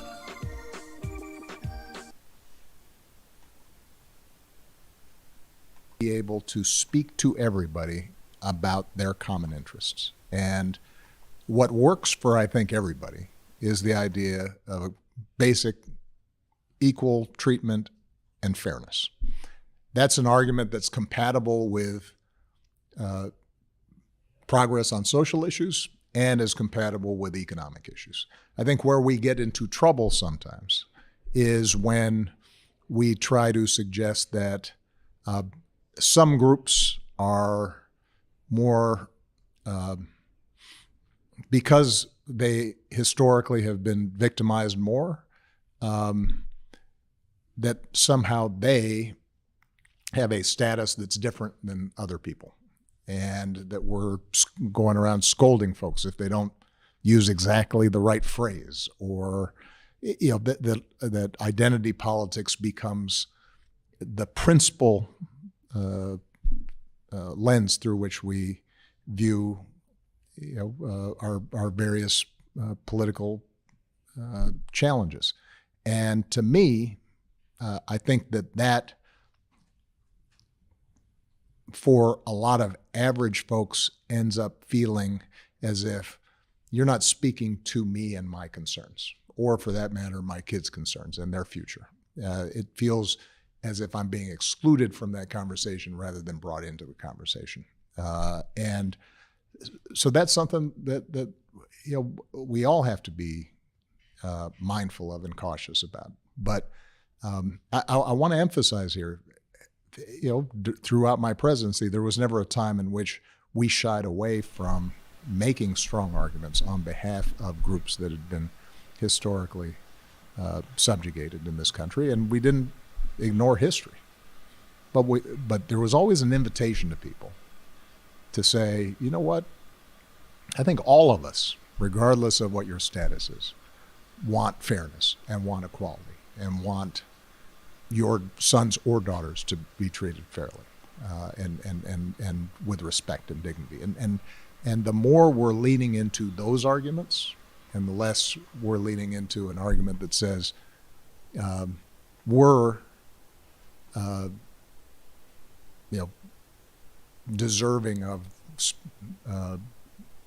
consideration and you guys are the problem. Dude, that guy, if he doesn't have a teleprompter in front of him, listen to that, dude. We've been 3 minutes and 35 seconds was what we listened to for that, and he didn't say anything. He didn't say anything on that. There was no substance to any of that. That was all filler word.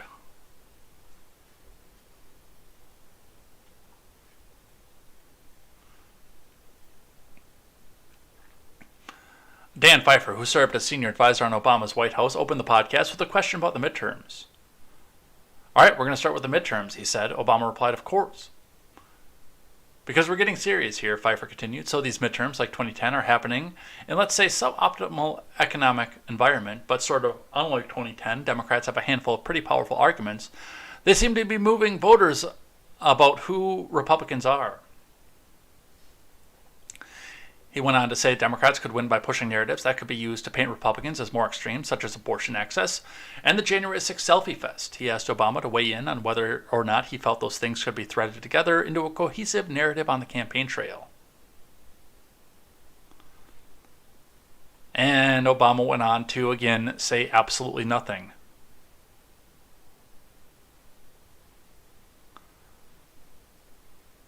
Yeah, there was no substance to any of what he just said. All right, moving on to something more interesting. A headline that I never thought that I would read in my life, ever.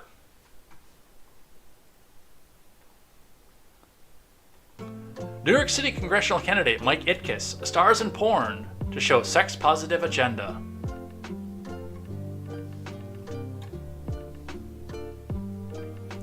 From Zach Williams and Natalie O'Neill. His campaign's off with a bang. Literally. A Manhattan congressional candidate has released an online porn video starring himself in a bid to highlight his sex-positive political platform. Long odds third-party hopeful Mike Itkes, who is expected to lose to Democrat Rep. Gerald Nadler in New York's 12th, posted a steamy 13-minute sex tape with an adult movie star, Nicole Sage. Politicians usually want to cover up their sex tapes, but Itkes said he put it out to prove he's truly excited about legalizing sex work.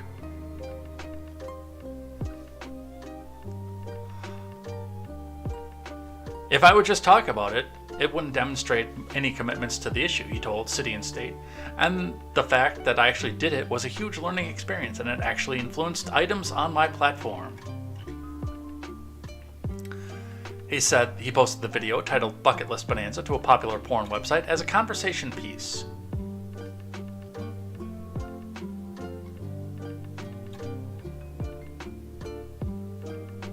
I mean, he's got good taste in co-stars, I guess. If she wasn't a thought, that dark hair, light eyes, kind of shapely, that'd kind of be my type. But she's going to be on top of 7 guys by the time this podcast ends. So, there's that. The footage of him making whoopee with Sage, who bills herself as a slutty girl from New Mexico, was his first time having sex on camera, he said.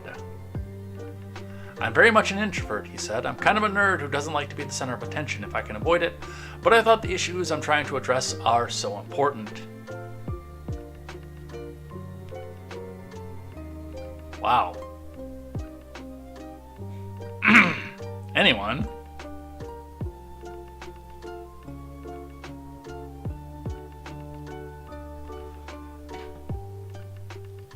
I'm pretty sure he just went out and found a way to bang a porn star guilt-free.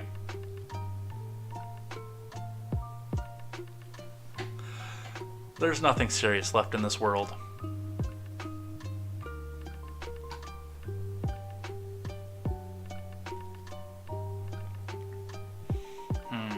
We have 12 minutes. What do we want to get to today?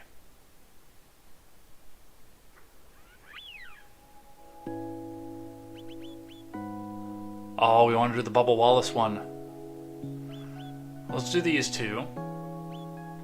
Let's talk Bubba Wallace. From the Daily Wire. Watch, Bubba Wallace puts his hands on NASCAR official following violent attack on fellow driver. From Ryan Saavedra. And again, by the way, keep in mind that this is the same Bubba Wallace. My garage door pull rope was a noose.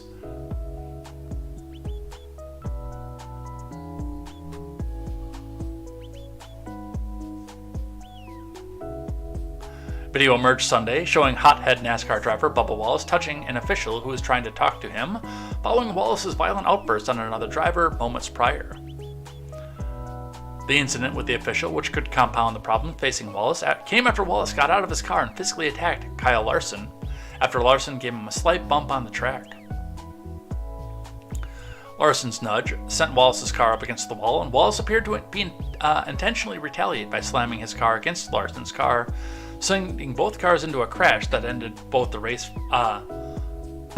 for both drivers.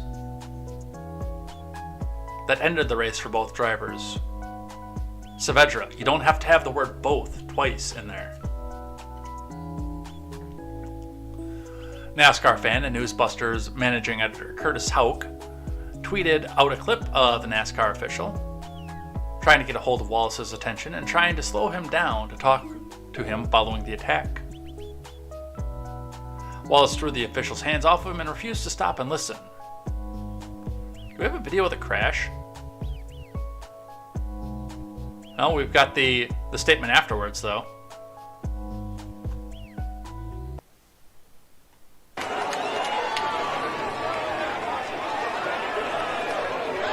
Literally.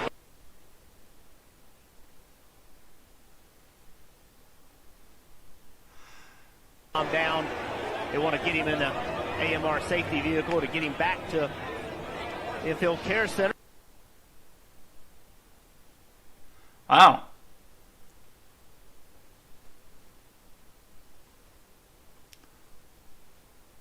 I guess that's not as big of a deal as I would have expected.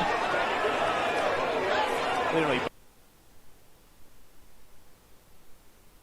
That's more of a get your hands off me. I'm down. I was kind of expecting him to take a swing at the dude, because it looks like that's what he did with Kyle Larson.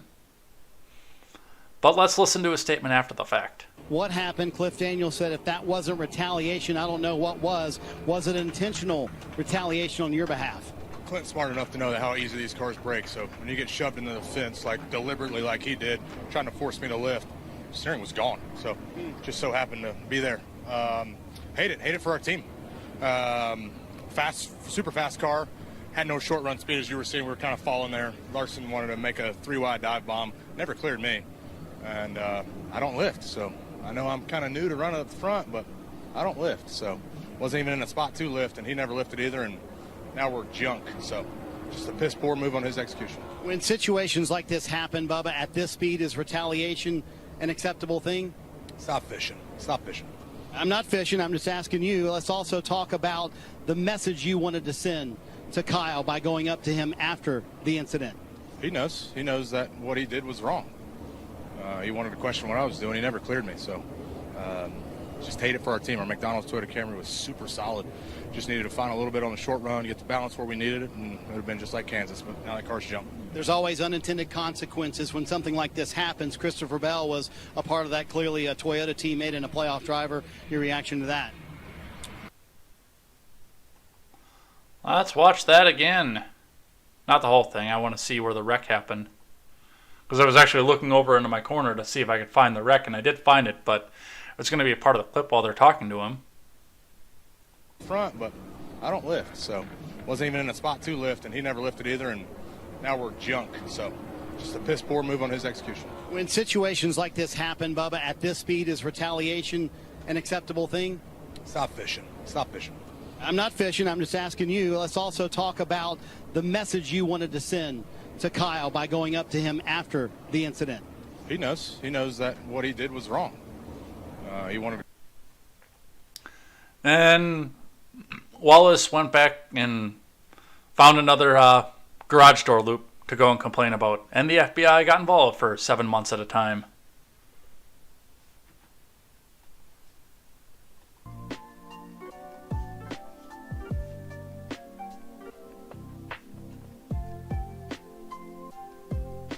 All right, what else do we have? So the Brooks trial has got almost no attention on mainstream media for a reason, because it makes the BLM argument look absolutely terrible. But many of us have still been following it. I'll probably be listening to a little bit of it later on today as well. But he's been trying to do the sovereign citizen thing. So this is him asking, who is you?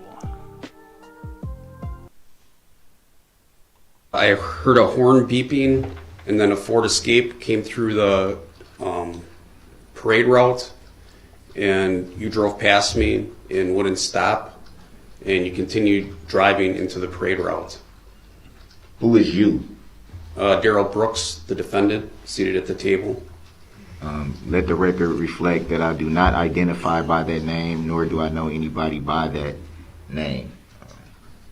I heard a horn beeping. Yeah, this thing is a circus. It is. It really is. The little bit that I've seen of it, because again, nobody in the MSM has touched this thing with a 10-foot pole. But this is pretty much a circus at this point. So this popped up, and I'm going to come right out and say I don't know that I believe it. And there's a reason for me saying this, and it's mostly because of who the person is, what she does for a living, and another way to go back and get a great big income boost. Not to mention the fact that if you are that financially lopsided against your partner and he's that bad to you, I wouldn't stay. I don't buy this, but I'm going to report on it just as objectively as I can. Amaranth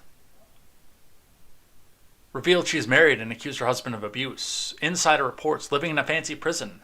Twitch and OnlyFans star Amaranth revealed she's married and accused her husband of emotional abuse, forcing her to stream.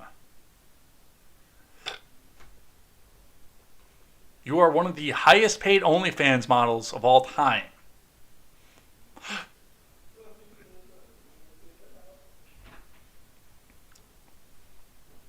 From Kenneth Niemeyer.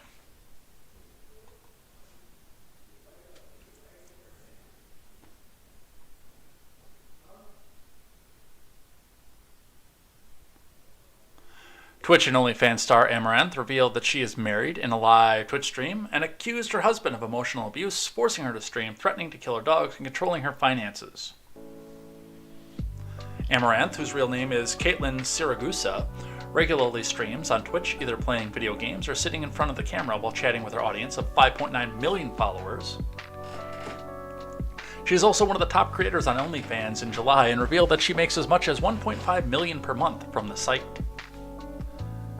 Siragusa revealed that she's married on a Twitch live stream on Saturday while talking to her husband on the phone live during the stream.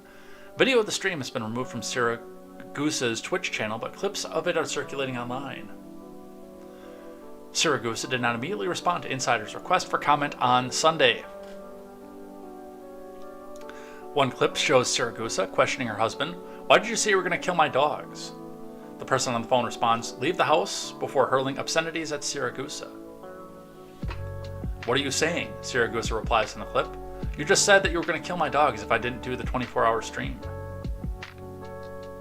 In the second clip, Siragusa says that her husband would not allow her to tell her audience that she was married, and that our relationship would be better if we just stream it. "You want me to tell them I'm single? It's about to be true," Siragusa says in the clip. The therapist even told him that it's a form of emotional abuse and that I'm basically living in a fancy prison, Siragusa says. So we've got some video of this one. Why did you say you were going to kill my dogs? Leave the house. Okay, I can leave the... you know what? Actually, I shouldn't leave the house because my dogs are here. We'll take the dogs and leave. You're asking the question, I'm telling you, and you're interrupting my fucking, telling you. Literally. What are you saying? You just told me you were going to kill dogs if I didn't do a 24-hour stream. Nope, did not say that. Now you're just fucking being a liar. I'm not I said I'm going to tell you what I said in terms of the earlier. Are you saying you did not say that? I tried to tell you what I heard from you. And you called me a liar. Then you tell me, what did you say? What are you even talking about? You brought up the dogs out of nowhere. Exactly. So what point is it improving? See? You're proving my point right now. What? I'm asking you this. I don't even understand what you're saying to me. I know. That's my point. My point is, are you listening or not? If you're not, then get the fuck out. I'm literally listening, but you're not making any sense. Well, no, you're not listening because it makes perfect sense. I'm going to say it one more time. If you don't get it, I need you to get the fuck out. Second clip. And those are the only two that they give us.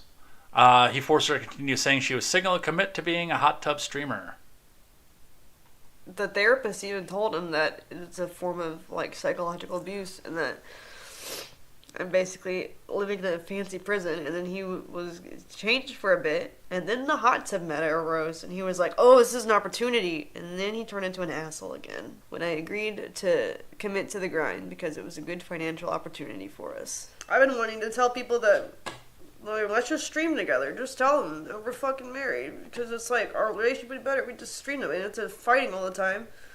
But no, mister, don't say that because it's going to ruin the business model. It's not time yet. Fuck yourself. I'm done with it. I'm not going to fuck you anymore. You want me to tell them I'm single? It's about to be true. Piece of shit. All right. And then we have the text messages too, and I believe there's another video that I have. No, that's actually the first one that we just watched on the insider clip. I'm going to tell you why I don't buy this. And it's very simple. 4chan is why I don't buy this. For somebody who has 5.9 million viewers, who is easily recognizable, and yes, who does cater to a sad corner of the internet, some of them who both run out and post on both 4chan and Reddit. If this person was married, it would have leaked already. Somebody would have gone back out, looked it up, leaked it back out at this point. Especially if it's a situation where we're having abuse, etc. Number two, if this is a person who is forcing the stream constantly,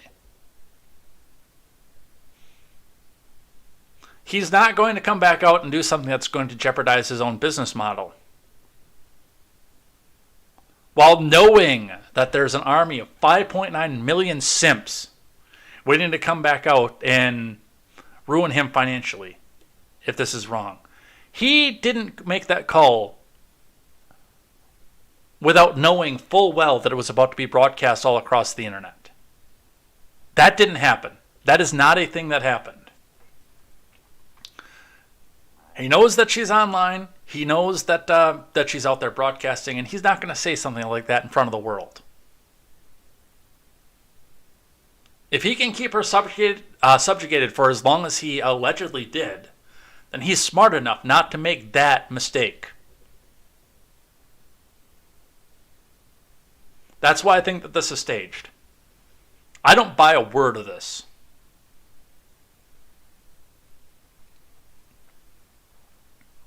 I mean, if it is true, it's horrifying, but this, again, from somebody who got famous, basically, for pulling her snatch out on stream and getting banned from Twitch for it, and then getting let back onto Twitch because she made a bunch of money for the platform. No, I don't buy this.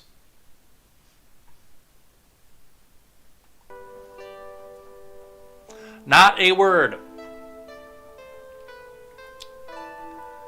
Alright, and the last one, because the internet is real life. One that I put up at the feed for last year. The internet isn't real life. The Army, we're literally recruiting e-girls to lure your sons into the military to die for US-led globalism. PSYOPs are real, folks. Again, have not seen this video prior. So this is my first time watching this. I've seen that the video exists. I've seen little bits of it from setting it up, but I wanted to watch this for the first time with you guys.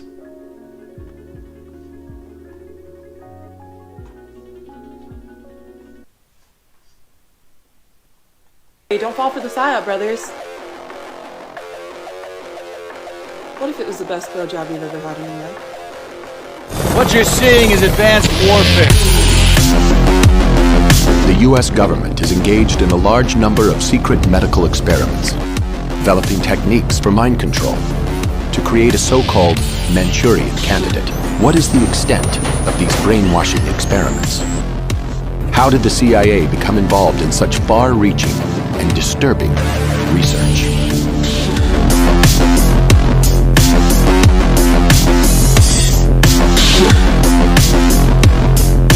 Hey, don't fall for the PSYOP, brothers. I mean, I do have to say that I can see this here. I actually thought this was going to be the actual advertisement, not somebody commenting on the advertisement. But one of the things that I can say this is I do notice a lot of the e-thoughterry out on the internet is pro-Ukraine. Go sign up for the military. You could go and save Ukraine, and I will love you because I love Ukraine. There does seem to be a big part of the message that goes along with that. So, I mean, sex sells. You can't sit here and honestly not think that the U.S. Army is going to go back out and use TikTok influencers to go try to get horny 18-year-old males who think that they have a chance to go back out and sign up to go back and press these people. Hell, that was one of the promises that we got in 2002 after the towers fell. Go be brave. Go join the military. And now I kind of wish that I had at points, because it would have given me a sense of discipline that I didn't learn until I was over 30, and would have kept me focused on politics. I've been writing political articles since I was 15, but I kind of did drift back out of it at one point or another. I've been paying attention to this since I was very young. But I think that I would have wised up to the anti-government sentiment a lot earlier than I actually did.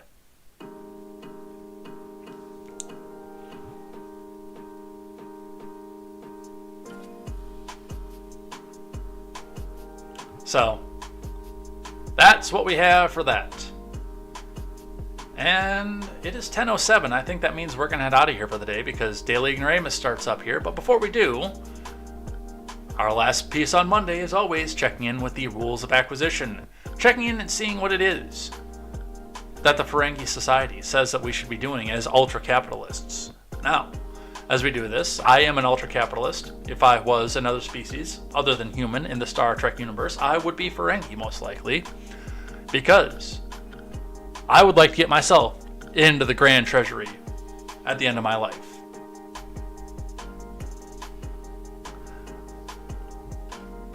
So the last one that we did was sleep can interfere with opportunity, the 103rd rule of acquisition. So this week we focus on Faith Moves Mountains of Inventory. This comes from the DS9 reference book, the Ferengi Rules of Acquisition. So there's no episodal context that goes with this. However, when we look at this, Faith does move mountains, and Faith can move mountains of inventory. That's fairly true. If your customers if the people who buy from you, who engage in your goods or services, have faith. Mostly because you've been proven to, but have the faith that they can get a good service, a good product, and a good customer experience from you. Then they will come back. Not only will they come back, they will bring your friends back. And I mean, you guys are doing this a little bit too. I see more and more people coming in. You guys are bringing friends in with you. But if you're known for selling a good product, and even if you do have an off time at one point, you have one model that's just off. Look at the Galaxy Note 7, if you want an example of that. The Note 7 was literally blowing up in people's pockets. And that was probably one of the better selling phones on the market because of, one fluke. People still trusted. They had faith in Samsung to deliver a good product. So yes, if you've given that out and people have faith in you and they have faith in your product, they will go back and buy it without a question. So yes, faith can move mountains. It can move mountains in your spiritual life. It can change the way that you look, your outlook on philosophical issues, or in this case, it can move mountains of inventory as well. And with that, we will be done.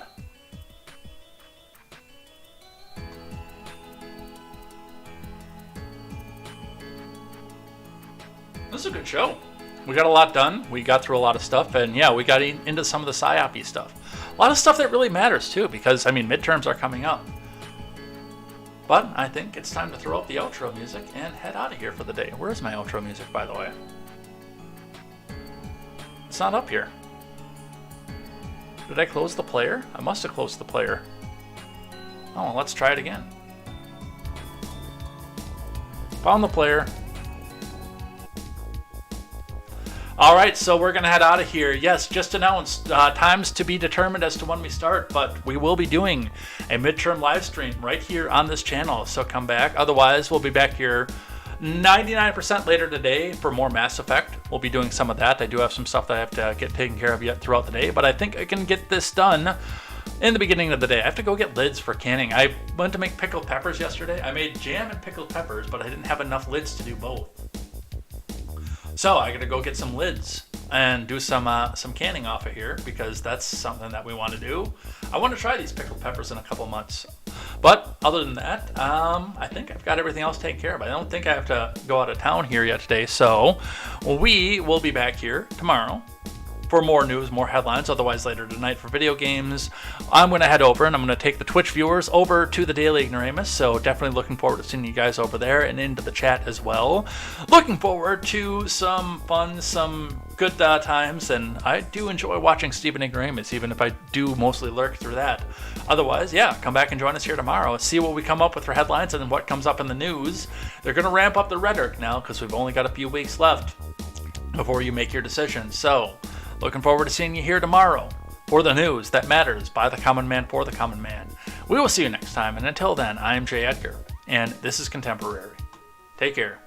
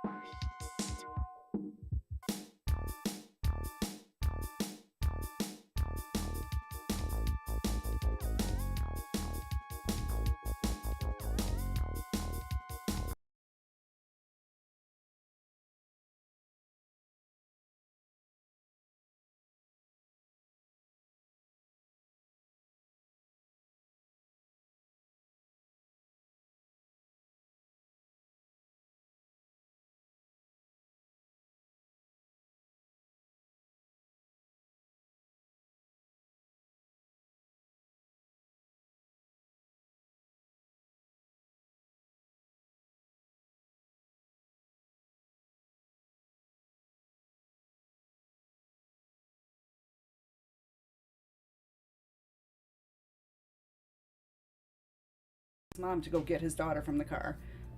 But by that time, she's dead. She's dead. If you look up criminal in the dictionary, this guy's face, like that guy has the most like criminal face. Yeah. I just don't understand. Well, there's like a whole this is the new So there's body cam footage of him not bringing up his daughter. He never even brings it up. It was 86 degrees outside in Georgia that day. So you'd be cold. No, yeah, the thing is, his mom came out to the news and it's like, oh, they just left his daughter there. They should have. Why didn't they search his car? But he parked away from the police station. His car was not on the police station property, so why they had no reason to search his car. Oh man, insane. This is ignorant. This straight up. Just... I know. Yeah. So it's just a crazy. It's like, what do you think would like just any hot takes on that one? I don't know. Right. Some come to mind. Give me some footage though. Do you gotta give me a? I don't think I have the footage queued up. Actually, I'm sorry. That's the news conference down there. Yeah. Can you just play a second? We can play it with ads. No, this is not ads. Sorry. Yeah, cool conference room, ass. Like, what are you at the Hilton?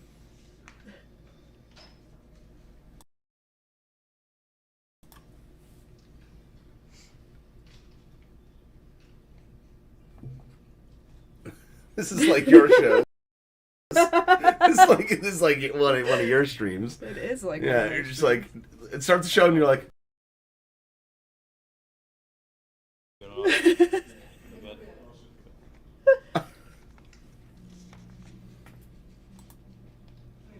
I'm Detective Jeff Manley from the City of Snellville Police Department in the Criminal Investigations Division. We had an incident last night in the City of Snellville Police Department where a woman brought her granddaughter to the emergency room at the Piedmont Hospital located here in Snellville. The child was an 8-month-old female. Her granddaughter, doctors examined the child and determined that the child was deceased. That's messed up, man. Our officers conducted a follow-up investigation and determined that the child had been left in a car at Snellville City Hall off of Oak Road. The child expired from being exposed in the vehicle for a long period of time. The investigation determined that the child's father left the child in the car and came to the City of Snellville Police Department. He was here at the Snellville Police Department to pick up a firearm that had been detected property. Our standard procedure as far as firearms, we do not release firearms to someone until we conduct a background check on that person to make sure that we're not turning the weapon over to a convicted felon. We checked the background on this individual, and he came back with a warrant hit for a probation violation. He was arrested here in the lobby of the City of Snellville Police Department for that warrant violation after 2 p.m. He was transported to the Gwinnett County Detention Center. He was on video the entire time from the moment he walked into the Snellville Police Department to the moment he was transported and released to deputies for processing in the Gwinnett County Detention Center. He made no statements as to the fact that his daughter was left in the car 2 buildings away. Insane, right? Our officer later discovered that the child was in fact in the car, and the grandmother had removed the child and brought her to the ER, and the child was in fact deceased. That is so messed up, man. I can't go into any details on that. It's still an active investigation, but he did not make any statements the entire time he was transported. He was in the presence of. Yeah. So that is ass. Yeah, and if you guys want, you can find that whole video from start to finish. Cases, I watched the whole thing just to see, like, he didn't, and the cop that transferred him was very cordial, was like chit-chatting with him, like really nice to him, like, oh, I can't, sorry you had this, we had to bring you in, like, just very, like a nice cop. He had every opportunity to say something, especially to that guy. Many such cases, man. Yeah. That's all needs to be said. Mm-hmm. Yeah. All right. This is America. So this is a fun one. It's clearly a cultural problem. Sorry. It's about culture. It's about culture. Your control for all other variables, turn out the same way if he was a fatherless home, like. So this is the COO of Beyond Meat.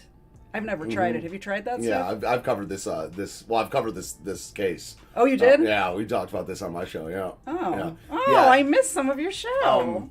No, I've never had Beyond Meat. No, but the meat the joke about this one is like Beyond Meat is so bad that even the owner is trying to become a carnivore. You know? Yeah. Yeah. Man, I thought I was going to surprise you with this one. Well, No, do we have it on video though? I don't think so. I think this is just a news story about it with dumb music in the background. You know, one of these. Horatius says many such look at this cases. guy. Yeah. Yeah, he bit the guy's nose. Do you think that Arkansas parking garage? Do you think he got a piece of it off? Do you think he got That's what it said. I read the story. There was a chunk out of the guy's nose. Yeah, I know. Yo. So he got fired. He's the COO. COO. Thanks. Yeah, thanks. New York Post. Yeah. Just hairy nose. Disgusting. They're the worst. I think they're one of the worst in media. Yeah. Is New York Post. Steely Dan is in the chat. I like your music, dude. Interesting. Do you think that is the real Steely Dan? Absolutely. Yeah. Why wouldn't it be? I believe everything I see on the internet. So. All right. Well. So it looks like we're buffering a lot. I don't know what to do People about that. complain about that. All right, there's nothing to do. Okay. Yeah. I have good internet, I swear. Well. Interesting. I see. Never it. had Beyond Meat. Not fond of eating cancer. No. Yeah. Exactly. Yet you can consume my show every day. You give me AIDS more than cancer. Yeah, it is more. It's cancer's deadly gay AIDS. All right. So this next one is in New York City, Brooklyn, actually. And so the story behind this one is they're going into a smoke shop, and there's two guys going in, and the one guy holds the door for the other guy, and the guy doesn't say thank you. And the guy is mad that the guy did not say thank you when he held the door, so he stabbed him. Really? Yeah. Oh, warning, graphic content. Avert your eyes, kids.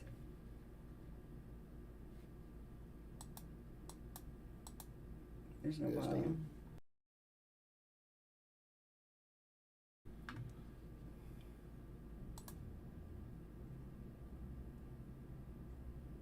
Yeah, I mean, when you hold the door for something.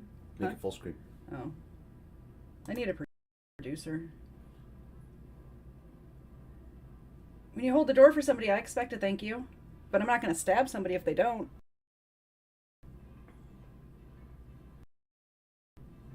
He's got a knife out already. Wow. Yep.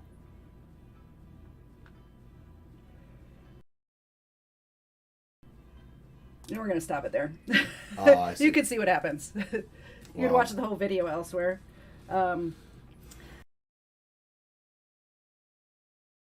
But yeah, just courtesy. It's a big knife. Like how they're in New York City. Is anybody courteous? I've been to New York City a couple of times, and I've never ran into anybody who was courteous there. So I don't know what this guy was expecting.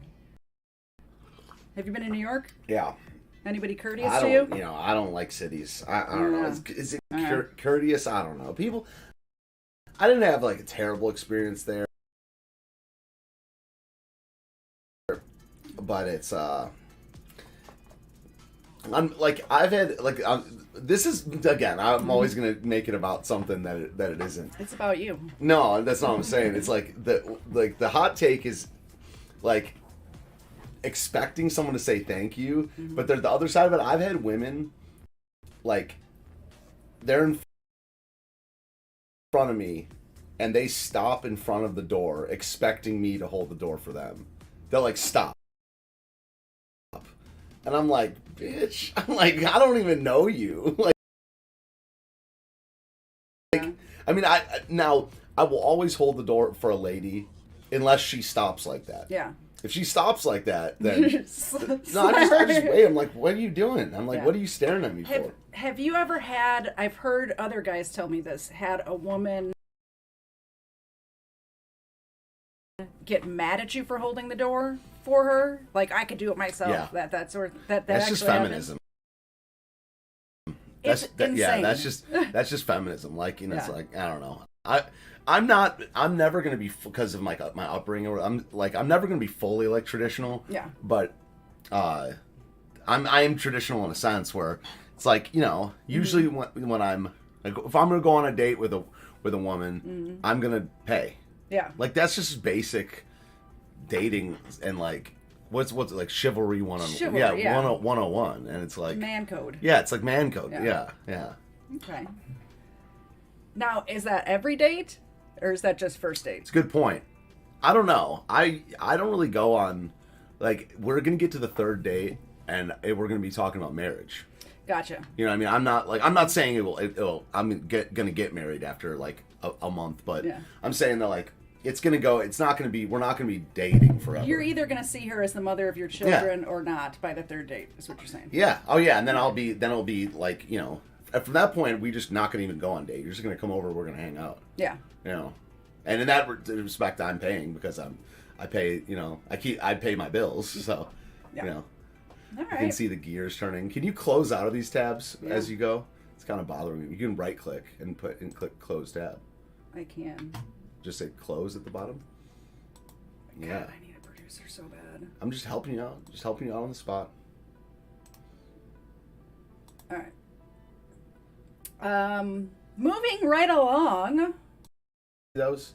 I saw the highlights. I didn't deep dive into the stats. Well, I mean, I'm talking about when I've covered this on my show. Yeah. Where it's like it was like something like 14,000 murders, and like everyone's like, it's gangs, it's crime. It's less than 150 That's- out of 1,400. That's the story you were covering when we came up with the name Crimeland. Oh yeah. Yeah. Gangland. Gangland. I said, no, it's crime. Right. It's Crimeland. Yeah.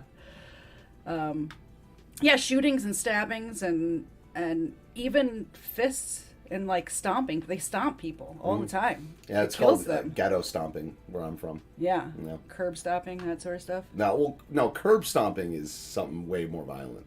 Yeah. You know where yeah, you know what that is. Yeah. Ghetto stomping is just like, I've seen IRL videos of curb stomping. Yeah. It's brutal. I stopped opening the car door for my wife early on. Yeah, that one's excessive, dude. That one is excessive. I don't know about that. I think that's excessive. To do it all the time? No, not all the time. No, but the problem with what you just talked about is, like, you know, it's when are you going to stop? Here's the thing. Here's the rule. If you're going out to a nice place and she's wearing heels and dressed up, you open the car door. Any other time, I'm not doing No, it. if you're like on your way to a wedding or like, you know, somewhere where she's wearing an evening gown. Yeah, I understand that. Yeah, but it's like, when do you stop? My ex's parents, he opened the door for her every single time. But would she just like get to the door and like wait? I don't know. I don't remember. No, I don't know. Yeah. Maybe I shouldn't even brought that up. If my hands are full or something like that, Dave will open the car door for Yeah, me. yeah. You know. Other than that. Doxed.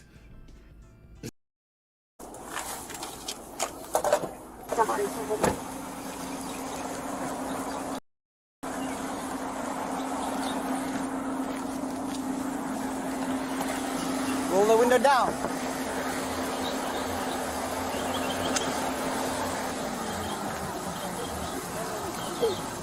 Why are you doing with the kids? What's going on? Roll the window down, bro.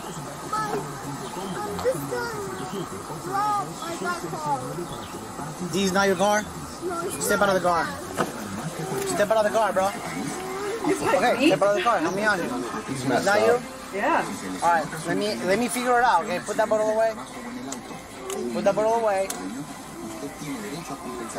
Okay, put that bottle away. Okay, then I have you step out of the car and help me out. Okay? What do you mean, not you? It's not me. Okay. It's not me. So This let me guy's figure out. messed I don't know what's going on. Step out till you figure it out. You're gonna step out. I cannot let you. Give me the car keys. Give me the car keys. Give me the car keys. Wow. I know where your dad is. I saw him running. You can see his arm all tensed up too. Give me the He's car about to keys. do something. I'm not asking you twice. Give me the car keys. You live in Mexico, man. Alright. Step out. I don't know. I step out. I don't know. I need to figure I out. step I cannot out, let you in the car. If I step out, you're gonna punch me. I'm not gonna punch you, bro. will. No, I promise you. You will. If I promise out. you. You will. If I step out, you're gonna punch me. Razor 103. Razor 103. Get out 94. Unit Academy Port 15th and 137. Is this? Yeah. All right, step out of the car. No, it's not like that. Step out of the car, bro. Step out of the car. Razor 103, unit 1018. Step out of the car. Step out of the car. Stay here. I need to figure out what's going on. That's all.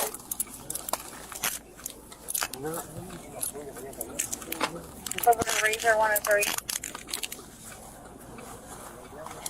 Razor 103. Come here. Do you need your 94 1018 or you for 4? I'm 10-4, not 10-18. All right. Damn, that's scary for the kids. I know, right? We live in Mexico, man. This was insane to me. Where was this at? It's Hillsborough County. We live in Mexico. Yeah. We just everyone's Mexican. Like the cop's Mexican, that guy's Mexican. Well, it is Florida. I don't know. Okay, I'm just saying we live in Mexico. Where's Hillsborough County? Is that near Tampa? It's not near Mexico. It's not near Mexico. Yeah, I have another carjacking coming up here in our Chicago segment. So. Yeah, I mean the guy's like, I wasn't me. Like the kids are right there. You're in the car. He's like, what's not you? Like, he's like, I don't know.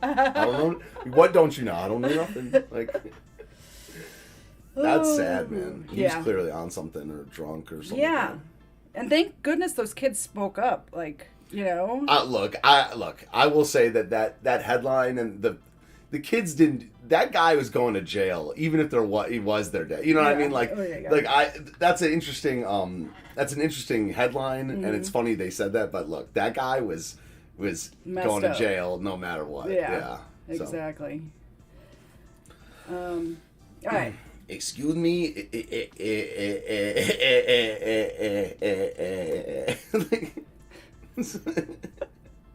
So. All right, so Xena in the building. Xena check. Goes Xena cam. She can't hold her liquor. She cannot do it. All right, moving on to the next. She's just gonna sit in the background. Oh, Light to the Max thought the car. I was like, why does a carjacker have a body cam? Oh yeah. So Hillsborough County isn't near Tampa. I see geography is my jam. Told you. Anyway, so this guy, this is a piece of work. This guy. So he, somebody gets shot, and this is in Minneapolis, St. Paul, same thing. And so the police are giving him an award.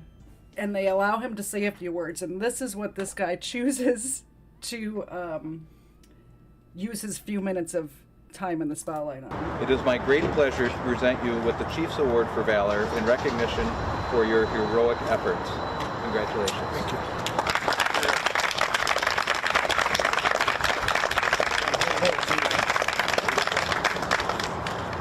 Congratulations. I'd like to give you an opportunity to say a few words. Yeah. Mistake. That was a mistake. I appreciate it.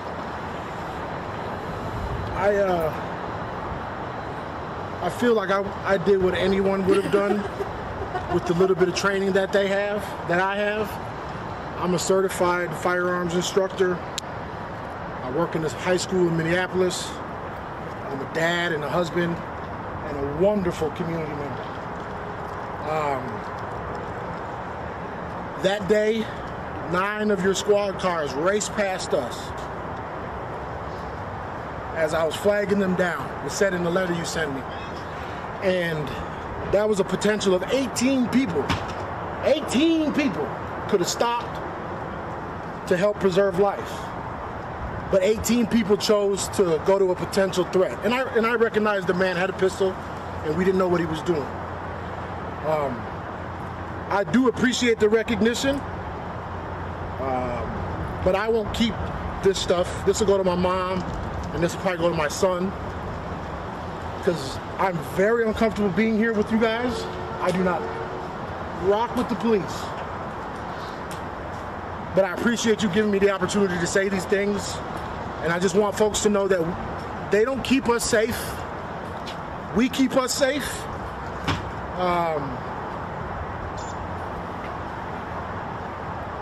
Riots work. Thank you. Wow. Appreciate you. Thanks, Alex. Whoa. Thank you. Y'all be safe out here. Great work. Thank you. Thank you. Appreciate it. Riots work. Smash white supremacy. Damn. Insane, right? That is pretty nuts, Yeah. man. I mean, that's a slave, yo. That's a slave mentality, man. Like, yeah, I mean, that's what I'm saying. Like, if you, like, I knew you'd have a reaction to that one. yeah, that's almost so much to be said that it's like I don't even know what to say. But like, that's just like full on, like that's just not brainwashing. That's like brain wash, dry, rinse, repeat. Yeah. You know what I mean? Brain dried. You know. Like, you know, that guy was out there during the George Floyd riots, Sure. burning stuff down. Oh, yeah, it's like, you know, I'm not a huge cop guy, you know. I know. I'm not like a back the blue no matter who guy, but I'm saying that, like, the idea of you're at a press conference when they're giving you an award For heroism. that's just a lie. That being like, I'm uncomfortable here, I'm scared. Please. Bullshit. Please, Yeah. like, spare me. Like, that guy, that's just a straight up lie. He doesn't think that. No one thinks that. Yeah. Like, they're sitting there giving you, like, what are they going to just, like, arm up, you know, draw their firearms, put their collective knees on your neck, and, you know, like, that's just, it's but, yeah, smash white supremacy. That dude was like, was that guy black? I mean, he wasn't white. Yeah, he was something. He looks like he had some Yeah. some white. Yeah. Maybe some shenanigans went down on the plantation. Oh my God. Yeah, he was definitely something. Why even go? Says life to the next. Yeah, well, he was given a platform to draw a truth to a higher level of truth. You know. Mm-hmm.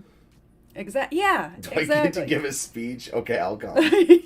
and the cops did not check his social media or anything before they invited him there. Like, Yeah. what are you doing? And it's like, and he said, I know that that's 18 people that drove by and didn't preserve life. He's like, now I will say that I know that the guy had a pistol. You didn't know it was a gun. It's like, that's literally the reason. Yeah. You know? Yeah. And the cops are not the EMTs. The cops have to make sure it's safe before the EMTs can even go in. Yeah, what Horatius says. Yeah, he's like, I'm very uncomfortable right now. I don't rock with white people. I mean cops. I don't rock with white people. Oh man. All right, so this next story we did cover on I'm part of your show. We covered it on your show, but there's a little more to it. So this is that little background of this one for everybody out there. So this mom and daughter went out to breakfast on like a Sunday morning. Dad was home. They get home and the girlfriend's ex-boyfriend is following them, pulls in the driveway behind them, and starts knocking on the door, banging on the door, trying to open the door, and then starts like shoulder into the door trying to get in. Anyway, the dad ends up shooting him and killing him. Yeah. And the reason I'm bringing this up again, I mean, I have never brought it up on my channel, but you have on your channel, is because this guy's sister, the dead guy's sister, has this big campaign going on now of how there was a cover-up and the dad wanted to kill the boyfriend and stuff, but actually we're not going to watch the whole, it's 4 minutes long or Flexion whatever. says, I think that guy was simply colored. Yeah. The colored fellow. This is an interview that the sister did on Inside Edition that I wanted to play. Oh, no. Yeah. For a young woman, James Rail wouldn't let go. This is the voicemail he left for a young woman who broke up with him 2 years ago. It's James. I just wanted to see how you're doing and maybe Simp hear from voice. you. been a while since I've talked to you. Please give me a call back. Thank you. The next day, a Ring camera captures Rail as he shows up at his ex's house outside Dayton, Ohio. Inside the house are his ex-girlfriend and her parents. There's some guy on my front porch, and he won't leave, and he's got his hands behind his back. Rail tries the door handle, and the father shouts a warning through the door. Then Rail loses it. He tries to smash in the door with his shoulder. The next thing that happens, gunfire. The father has opened fire. He broke through the door, and my dad shot at him. Rail collapses in the driveway, fatally wounded. You saved my life, Dad. These photos show the damage Rail did when he forced the front door open. And this is the father, Mitchell Ducro, later that day at the police station. Once I realized he was getting in, the door was open, is when I shot. His daughter, 22-year-old Allison Ducro, was also interviewed by police. That voicemail from last night had already scared me. A grand jury voted 8-1 not to indict the father, citing Ohio's Stand Your Ground law. Now the slain man's sister tells me she wants a more extensive investigation into the killing. There wasn't a full investigation done. They were only lady. on the scene for 2 hours and then rushed it to the grand jury. Jessica Colbert admits we may never know what her brother hoped to accomplish when he went to the house that fateful day. My brother had no history Yo, of anger or just for violence. He was very kind and compassionate. Shelby County Sheriff James Fry. This is a no-win situation for any of the parties that are involved. It is very, very sad. I just don't understand how there was not more compassion for James's life. So what happened in this? The reason why the dad shot through the door is because the dad was at home on a Sunday morning, and once the door was breached, the dad had socks on and there was tile on the inside, so the guy was pushing the door, and even though the dad's a bigger guy, the door was opening, and that's why he shot. I don't know how much of an investigation she thinks that they needed in this case. It's just it's pretty straightforward, and it's all on video from start to finish. It's just, this is just liberals. Like, they either it's like when you make enough noise, it's just, none of this stuff makes any sense. It's just a motion cope. And here's the other thing with her. She By the way, I just banned everybody in my chat because there was prawn in your chat, and I undid it. But there was a porn bot in your chat. It restreamed over to my channel, and then I banned restream bot just now. So I just banned someone tried to chat from Katie's. Yeah, I can't. I got mods in my chat. They'll take care of it. I trust my mods. Yeah, I just banned. No one. The restream doesn't work anymore. Like they're saying something. Oh my god. Dang it! Sorry guys, I just totally banned restream bot.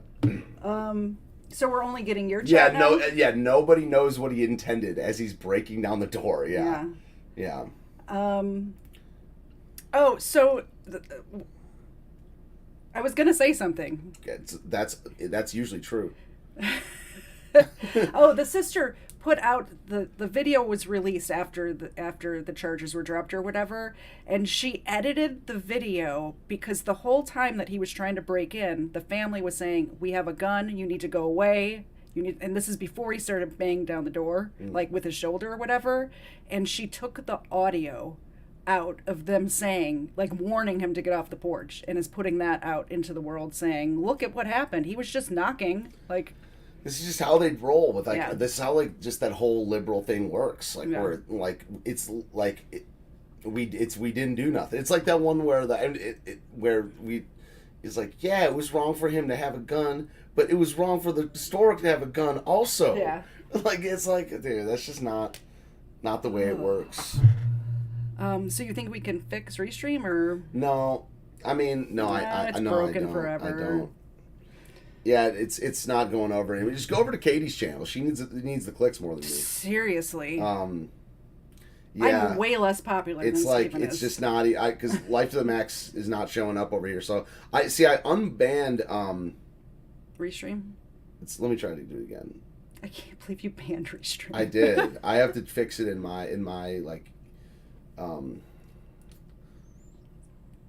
Why don't you, because I need some water anyway, why don't you turn off my camera?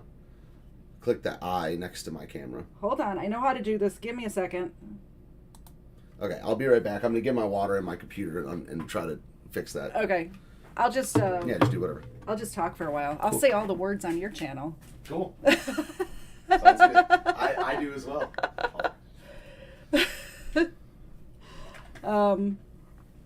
So what do you guys, let's talk to the chat a little bit.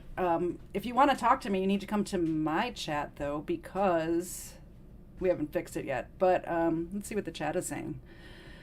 What do you guys think of this brother or the sister? I understand being upset that your brother died or whatever. You know, died or whatever. Let me move this over here. But the fact that she's being so dishonest by editing the video, that's what got me. I could see thinking like, oh, we need to do a better investigation or something like that. But when you're putting out edited, like taking the audio out of the video so the warnings are not there, it's a little dishonest. I wanted to say a big thank you to my mods. I see number Thank you, 2's mods. there, Life to the Max, News Now, who's a new mod on my channel. Shouting at Clouds apparently isn't watching the stream at all. You can turn me back on. Okay. Hi, mods. Hi, mods. You're back. Hi. Hi. Hello. Let me put the music back on. Yeah. Now. Why you gotta make it so awkward? It's kind of part of It's your... my job. Yeah, it's part of your It's, thing. it's endearing. Yeah, no, I can't even undo it. Because they're not banned anymore. Just it's something that happened to do with, like, the way it is interfacing or something, so... Restream does that from time to time. Yeah, What are you going to do? So we're good. So what's next? Next. Let's keep the energy high.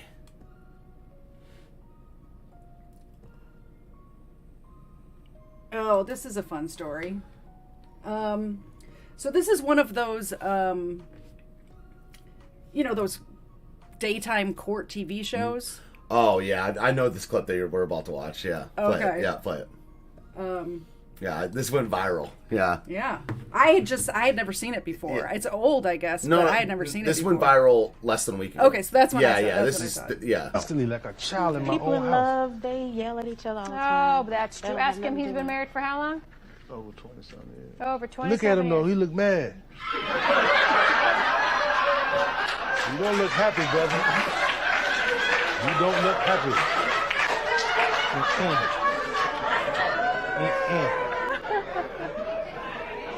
He's very happy. Min Chow, a former TV show bailiff and current Harris County deputy charged with his wife's murder, now ordered not to attend her funeral. Renard Spivey appeared before a judge today. He's facing very specific rules for his bond. David Gonzalez explains. Instantly like a child in my People own in house. love, they... So that happened. He's very happily married. What are the, so what is that's Christina's core? What are the Yeah. famous one was Judge Judy, right? There's also Judge Mathis. I like to watch People's Court. I yeah. grew up on People's Court. I still like to watch People's Court from time to time. So Not gonna lie. I used to smoke weed with Judge Mathis's son. Really? Yeah. I've been to his house. Really? Yeah, we're from the same town. Yeah, I've never. I don't think I've ever watched Judge Mathis, but. So you're like just one of the brothers, huh? Yeah, I would say what word I am, but we're not on. Yeah. No. Can you pull up the chat again? Oh, where did it go? Sorry. Boomer Tech. All right, sweet. Just like be able to see it.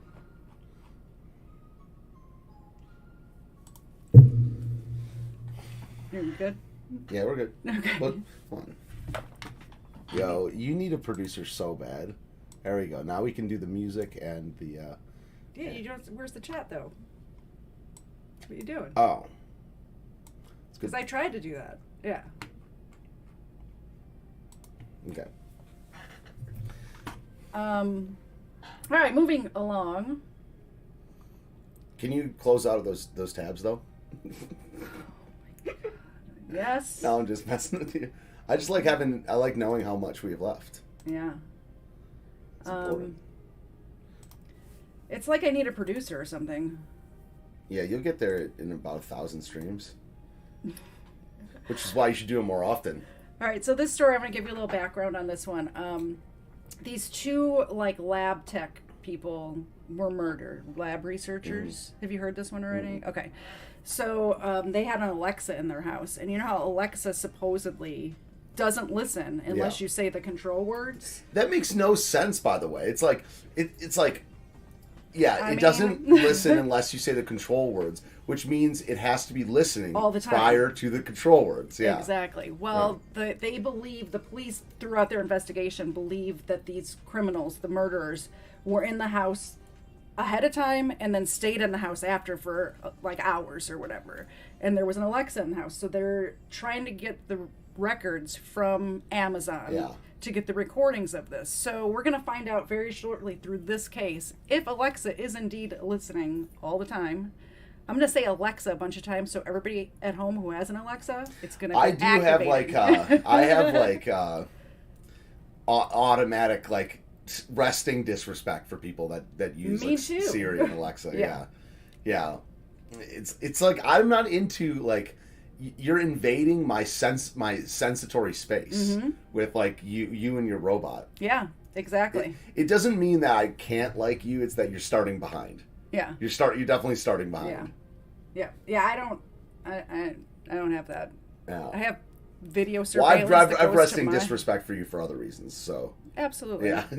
I mean, unspoken. I mean, I understand. Yeah. I have disrespect for you for a plethora of reasons. But I make up for it in so many other ways. Personality. Your sparkling, magnetic personality. Yeah. Anyway, so this particular case is going to be one to follow simply because we're going to find out if it's actually recording these situations because it is being subpoenaed.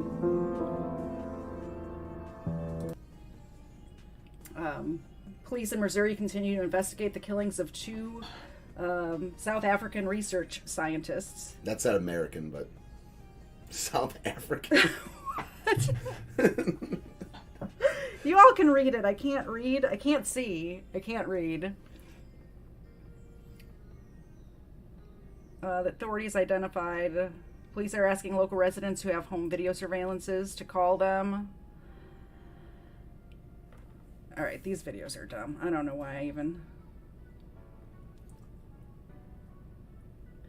Anyway, long story. That's basically the story, is that we're going to find out if Alexa's listening and recording all the time, not just listening for the control words. So that's that story.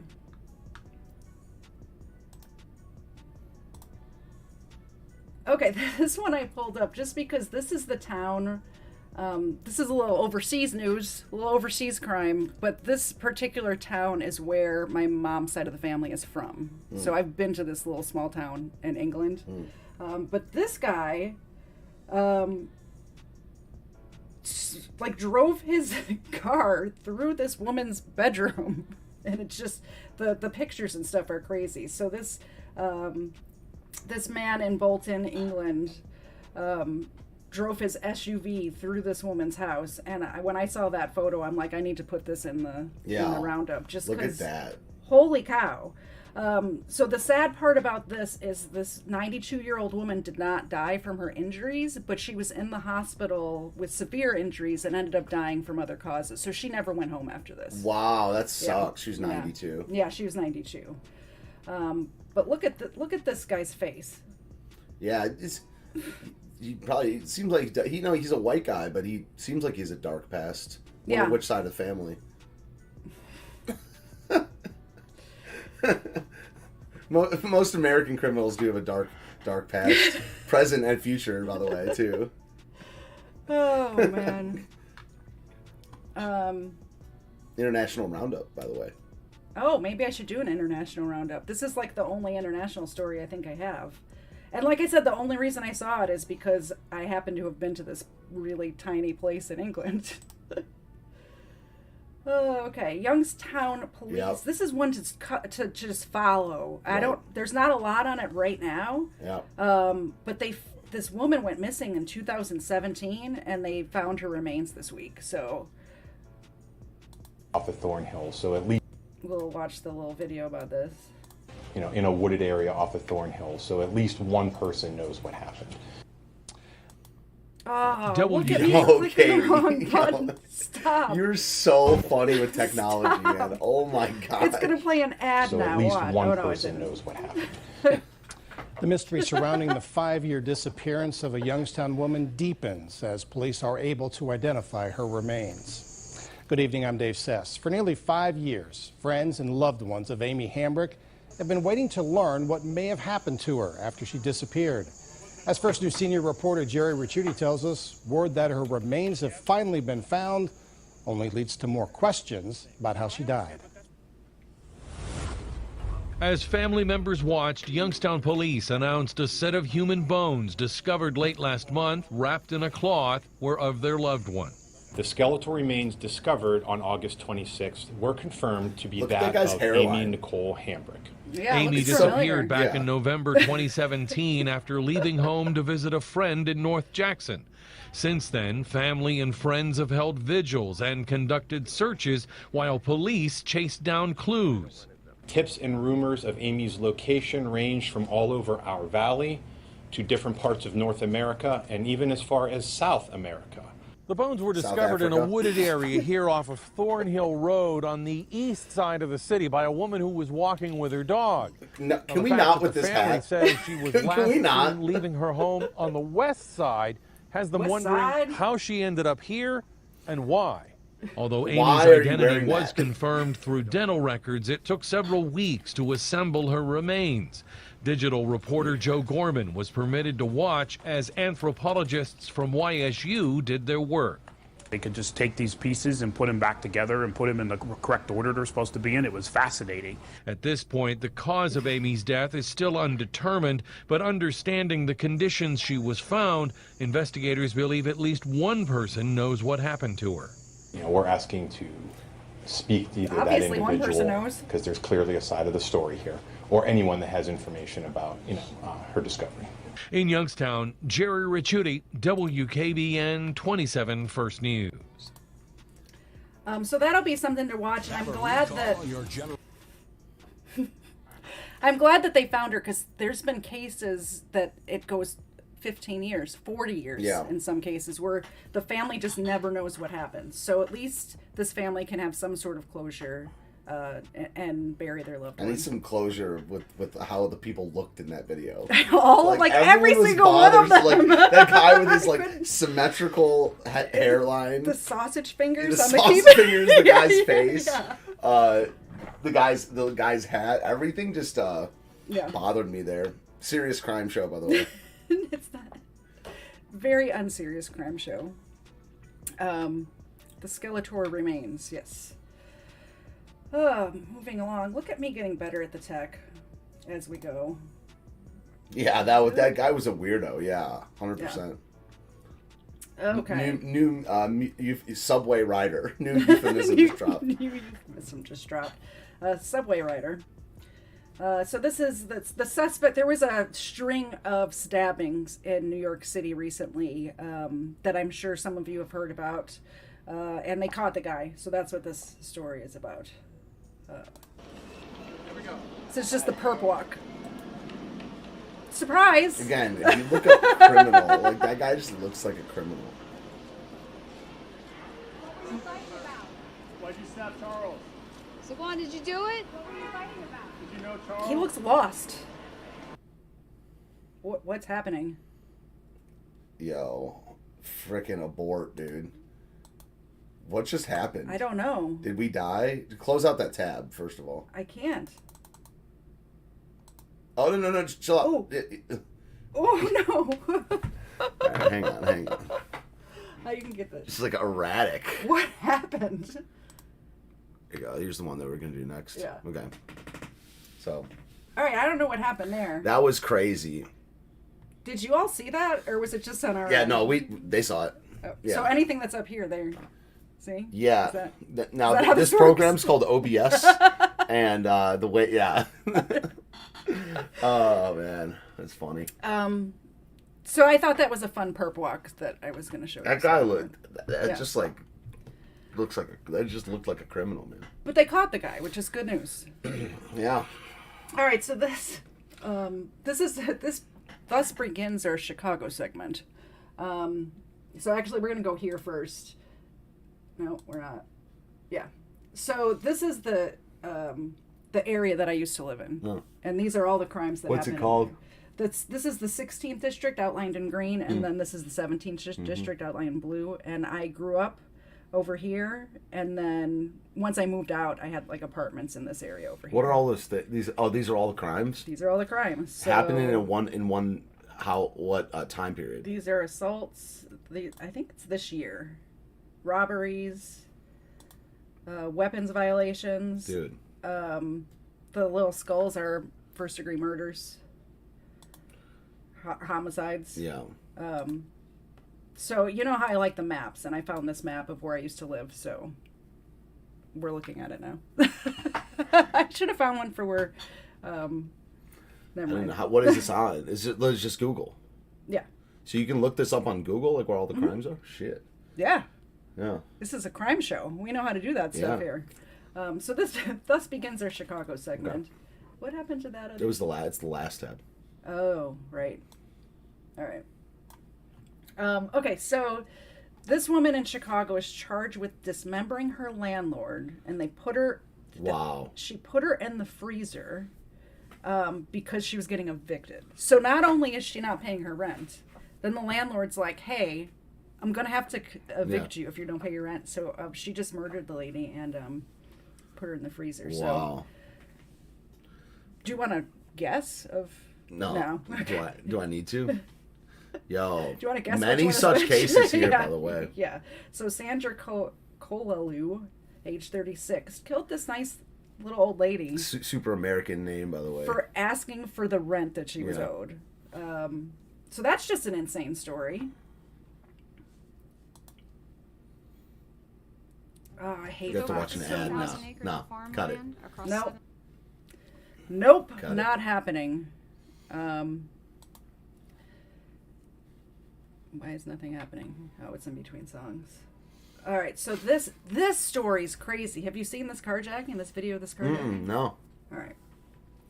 It's just called 16th and 17th District Chicago Police. There's a Twitter for that. Yeah, it's really good. Really? Yeah. Okay, so when I lived there, it was like not a lot of crime. So, but I moved from there, and now like it's just every year it's getting more, and like those little dots are getting closer together. Yeah. I'll make this one big. This one is crazy. So this is one of the highways in Chicago. I'm scared for you, man. I'm scared for you. I can't do it. That motherfucker's got a rifle, not some motherfucking money. Look at that rifle. Look at that rifle.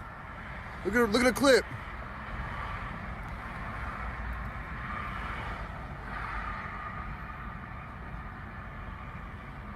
Imagine getting stopped by this guy and not just running him over. He's hijacking the car. He's hijacking the car right now. Like at this point, the guy's in front of your car with a rifle. What do you do? Yeah. You like do not pass go. You That's just what I'm floor saying. it. I don't understand. I don't understand the mindset of stopping for that guy.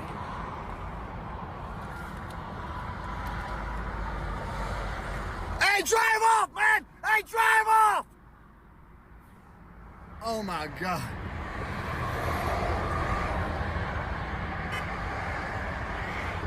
And then he's got a Just person. hijack that shit. Insane. This motherfucker just hijacked that shit. A straight up Grand Theft Auto. First of all, it's called carjacking, not hijacking. Yeah. Secondly, did you see that big, fat, dumb white guy get out of his car saying, "The Bears"? Like, he just gave his car over. What are you doing? And didn't a second person come up to the car as well? Yeah, there was a chick with him. Yeah. Dude. Yeah. That's straight up Grand Theft Auto. Insane. I messed up this transition. Yeah, I was gonna say, like, dude, I cannot stand when people like, you know. I think Major's kidding, but like it was like someone's like, yeah, look at the clip. Like it's a magazine. It is a magazine, but it's like, you know, It's also these people are in Chicago. So, It's like, are we allowed to speak like like normal people? Well, I mean, it is a magazine, so I know it's a magazine. Yeah, I know.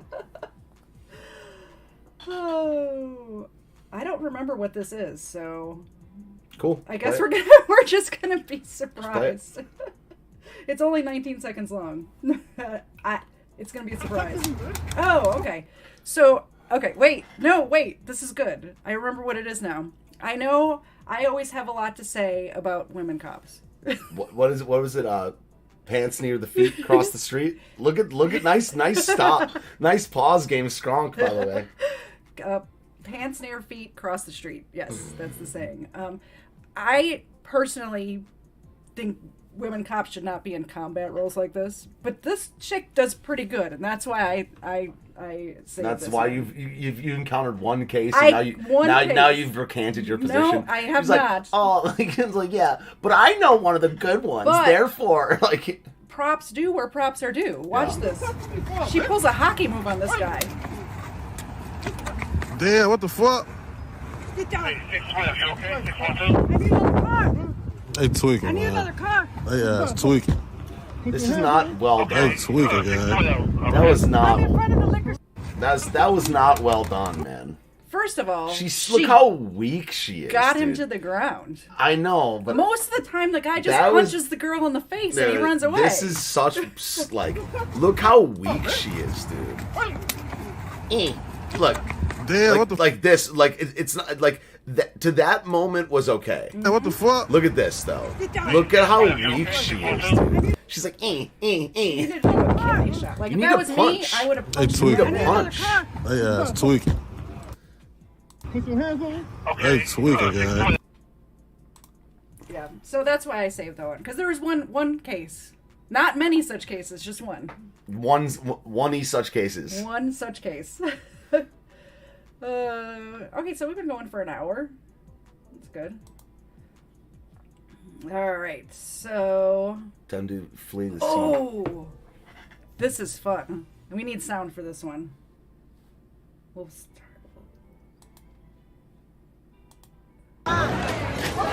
Yo. Oh, I've seen that one before. Oh, good. Yeah. Dude, that's that's white excellence right there. Oh my god. Do you see his head bounce? His head bounces off of that pole. That's an example of white excellence. I'm watching it again. Oh. Oh my god.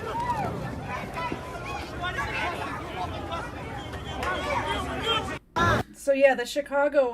I like white excellence. That's what that one. That's an example. I would say that he of tripped the guy, but then he got up like young Chad. I don't know. Well, no, I think that. Look, I mean, not everyone is the most like masculine person in the world, but like that's just white. You're protecting your community from a lunchtime rowdy. Yeah. That's pure. I think that is pure white excellence. You're helping the cops. Clearly the guy did something. Yeah. And it's like that very much like white boy summer vibes. Because his outfit, his outfit. Like that's like Chad young white boy excellence. All right. I see where you're coming from. I see where you're coming from. Yeah. I mean, I could just watch it over and over. Over and over. That's where you remix it with like, let's see if we can do it. Let's see if I can do it on the spot. Oh no, you might get your stream blocked. No, I'm not gonna do it. Usually I would put on Eye of the Tiger and try to time it. I think I might have done it with this video. Did you? I don't remember seeing this video.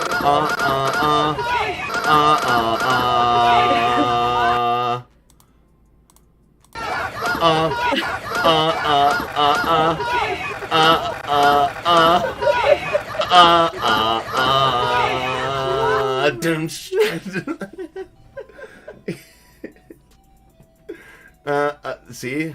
This is a serious news show, by the way. All right. Cool. Is that all for Chicago? We got more.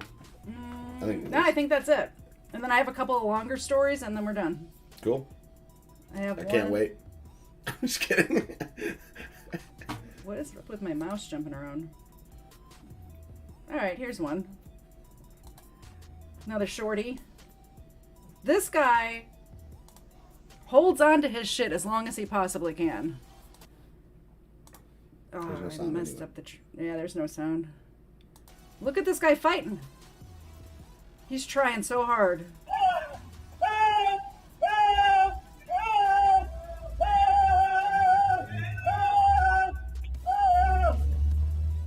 And the bad guy won. But I appreciate the effort that this guy put in. This old guy. What was he taking his phone or something? I think it's a fanny pack. I'm not sure. Some sort of satchel.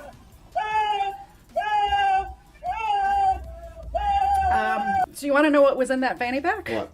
$17,000. No way. $17,000 this guy was walking around with. Insane, right? Wow. Cash. Maybe he just went to the bank or something. I don't know, but I'm sure that this pants in your feet guy had to have known, like, or saw him at the bank, or had an inside tip of some sort, right? What was the most? I think one time I had like $7,000 on me, and it was like for a legit reason. I don't remember why I had it. Like the most cash. I remember the first time I had a lot of cash on me is we were bailing one of my brothers out of jail, and my mom wanted to take cash. But then when our house got hit, this house got hit by a tornado, and I had a cashier's check for $10,000 that I had to get from one bank to the other bank. Like I had to get it. But a cashier's check, you can't. No. I had to get the cash from one bank and then take it to another bank, Yeah. and it was 10. It was just, I think it was $10,000 exactly, actually. That's and it was scary. just driving here in my small town, like, and I was sweating, like having that much cash on me, and I was in my car. I wasn't walking down the street in New York. Come on. I like how you have your cursor just up that guy's ass. Pants near feet. This guy should have listened to the advice and crossed the street. Yeah. Oh. All right. So next up is a story. That's a good point. Horatio says, "I bet those criminals have hoes as tellers."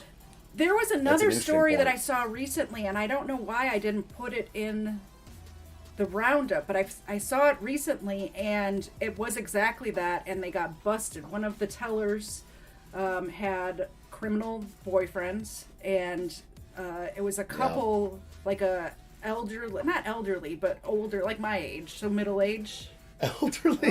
Hey, you said it, not me. Usually I'm the one saying it. Dude, you know what's so funny? It's like, in my opinion, elderly is more insulting than old. Like old is just, that's a word, but like you're elderly. Yeah.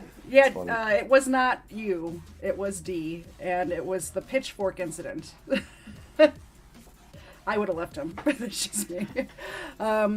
Yeah, elderly does sound... Elderly, yeah. Elderly or geriatric. Geriatric is worse. Yeah, Katie, my elderly friend. It's true.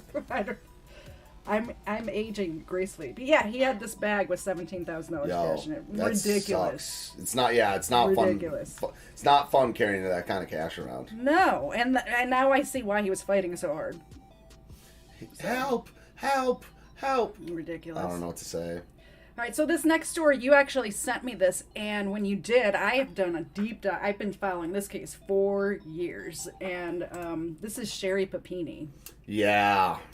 This woman is insane, and so many people have covered this that I'm not going to do a whole episode on it, but it's going to be a little longer. But the fun part about this is this police interrogation is like an hour long or something like that. I watched the whole thing twice because it's so good. You watched the whole thing, huh? Her husband sitting here with her, which is crazy. Oh, really? I didn't know that. Damn, dude. So she thinks she's going into this police interview to, like, they call her in because she's a witness because she got kidnapped. So she thinks she's going in as a victim. But these two cops right here are freaking amazing. So first of all, they start out... this guy's just talking to her like, oh yeah, we just want to go over the facts of the case again. And then this guy over here stops him like 2 sentences in and says, Sherry, I just want to remind you that lying to an FBI agent is a crime. Okay, go ahead. like that's how he starts the interview. Yep. And then they start laying out. So she had her... I think it's so messed up that they can lie and we can't, though. That's messed up, man. True. You should be able to lie. You know what I mean? Like lying is like part of protecting yourself sometimes. But you're allowed to not say. You just say nothing then. All I'm saying is, I said this before. I've said it many times on my show. Don't talk to him. Just don't talk. Just don't say anything. Don't talk to him. Do like you said you did. Get a lawyer. We talked about this last night. You get a lawyer. But she's a woman, so not talking is usually not on the table. Impossible. You know, this is not related to this, but did you see this stat about the Supreme Court justices? Oh, how many words? Yeah, the Ketanji Brown Jackson has almost triple anyone else. Yeah. And the next 3 are all women. All women. And then poor Clarence Thomas, they never let him get a word on. Based. He's like PJ. Yeah.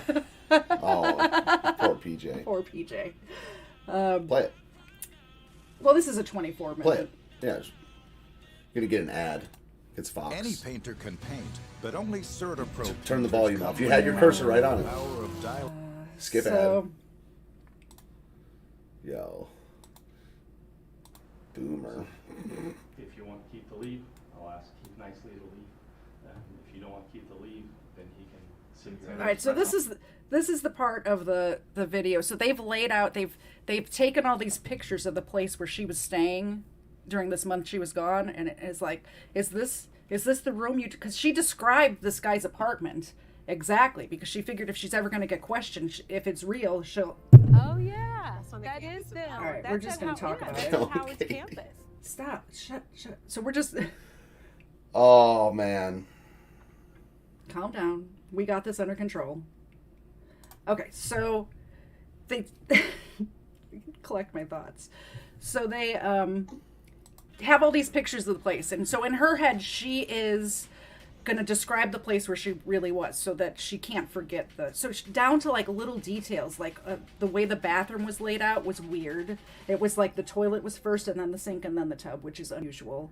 And there was like a crack in one of the tiles in the bathtub. She describes the room that she stayed in. So they're pulling out these pictures of like, oh, and here's the crack in the tile, and here's like this weird bathroom laid out weird. And she's like, oh yeah, that's the same, but not quite. So they've gone through all of these pictures of all the place. And then what we were just getting to, which we're not going to watch because I messed it all up because I'm a boomer. But they said, do you want your husband to leave the room before, because it's her, like they're about to say her ex-boyfriend's name that she spent 24 days with or something like that. Yo. Anyway, she's in jail. And the unusual thing about this is the prosecution was only asking for like 6 months or something like that, 7 months. For faking your own kidnapping? That's what she was trying. For faking your own, and they had helicopter, like they had the whole thing. They had like a whole search thing out. The judge gave her, so the prosecution, the defense is asking for 3 months. The prosecution is asking for like 6 or 8. The judge gave her 18, like more than twice as much as anybody was asking for, which is great. I think she kind of deserves that, you know? I don't know why we have. Well, you got to close the old tabs. That's the big thing that's bothering me. Since it is about what bothers me. Okay. You can transition the screen now. Say it. Holy shit! I think I like it better when I go on your show and you're in charge. I think I like that better. Yeah. Cool. All right, so this is Kim Kardashian has a new podcast. You know, Kanye's ex-wife. It's actually Ye. No. Ye's. I can't with the name changes. Yeah. I just can't. The other day he did have an interesting point on his interview. He's like calling me Kanye. He's like calling him Cassius. He's like, he's Ali now. No, yeah, that's fine. His name's Kanye. Whatever. Yeah, I mean. I mean, I'm not just going to change my name to KTZed or something and expect people to call me that. KTZed. Yeah, KTZed. So she's got this new podcast, and she's been on this Innocence project kick lately, and each case gets progressively, the criminal that she's trying to defend gets progressively more guilty. So this guy, what's his name? Kevin Keith. Not only does he have evidence, like physical evidence, like he backed into a snowbank and his license plate or partial license plate is in the snowbank. 3 of the 6 people he tried to kill lived and pointed at him and said, "That's the guy." No. And she's trying to get him out of jail. Okay, I gotta be right back. I have to go to the bathroom. Okay. I've been holding it for a little bit. It's the 18 cups of coffee and water. Yeah. All right. Let me turn off your camera. Wait. Xenocam. Xenocam. All right, so this guy, like, not only is he extremely guilty, but she's trying to get him out of, not just off of death row or whatever. He's already off of death row, like, because somebody falsely confessed to it or whatever. But he really had 3 eyewitnesses. Also, he killed children. He tried to kill 3 children. 1 of them died. 2 of them survived. And he knew this family, so they knew who he was. He, like, had his whole disguise was he had a turtleneck on and he pulled it up, like, over his face like this. But if you know the person, you know who that is under the turtleneck. So he was pointed out. Also, the evidence with the license plate, it was only partial license plate, but he got stuck in a snowbank. Funny story, I had a friend when I was a teenager who sideswiped a parked car, also hit a snowbank, and left a perfect imprint of her entire license plate in the snowbank. And then we were at another person's house and, like, hanging out in their basement, and the cops came there and arrested her. Oh, dumb. Just so dumb. Also, there was a neighbor that saw him fleeing the scene, getting into the car, and her, Kim Kardashian's whole thing is they described the wrong color car, but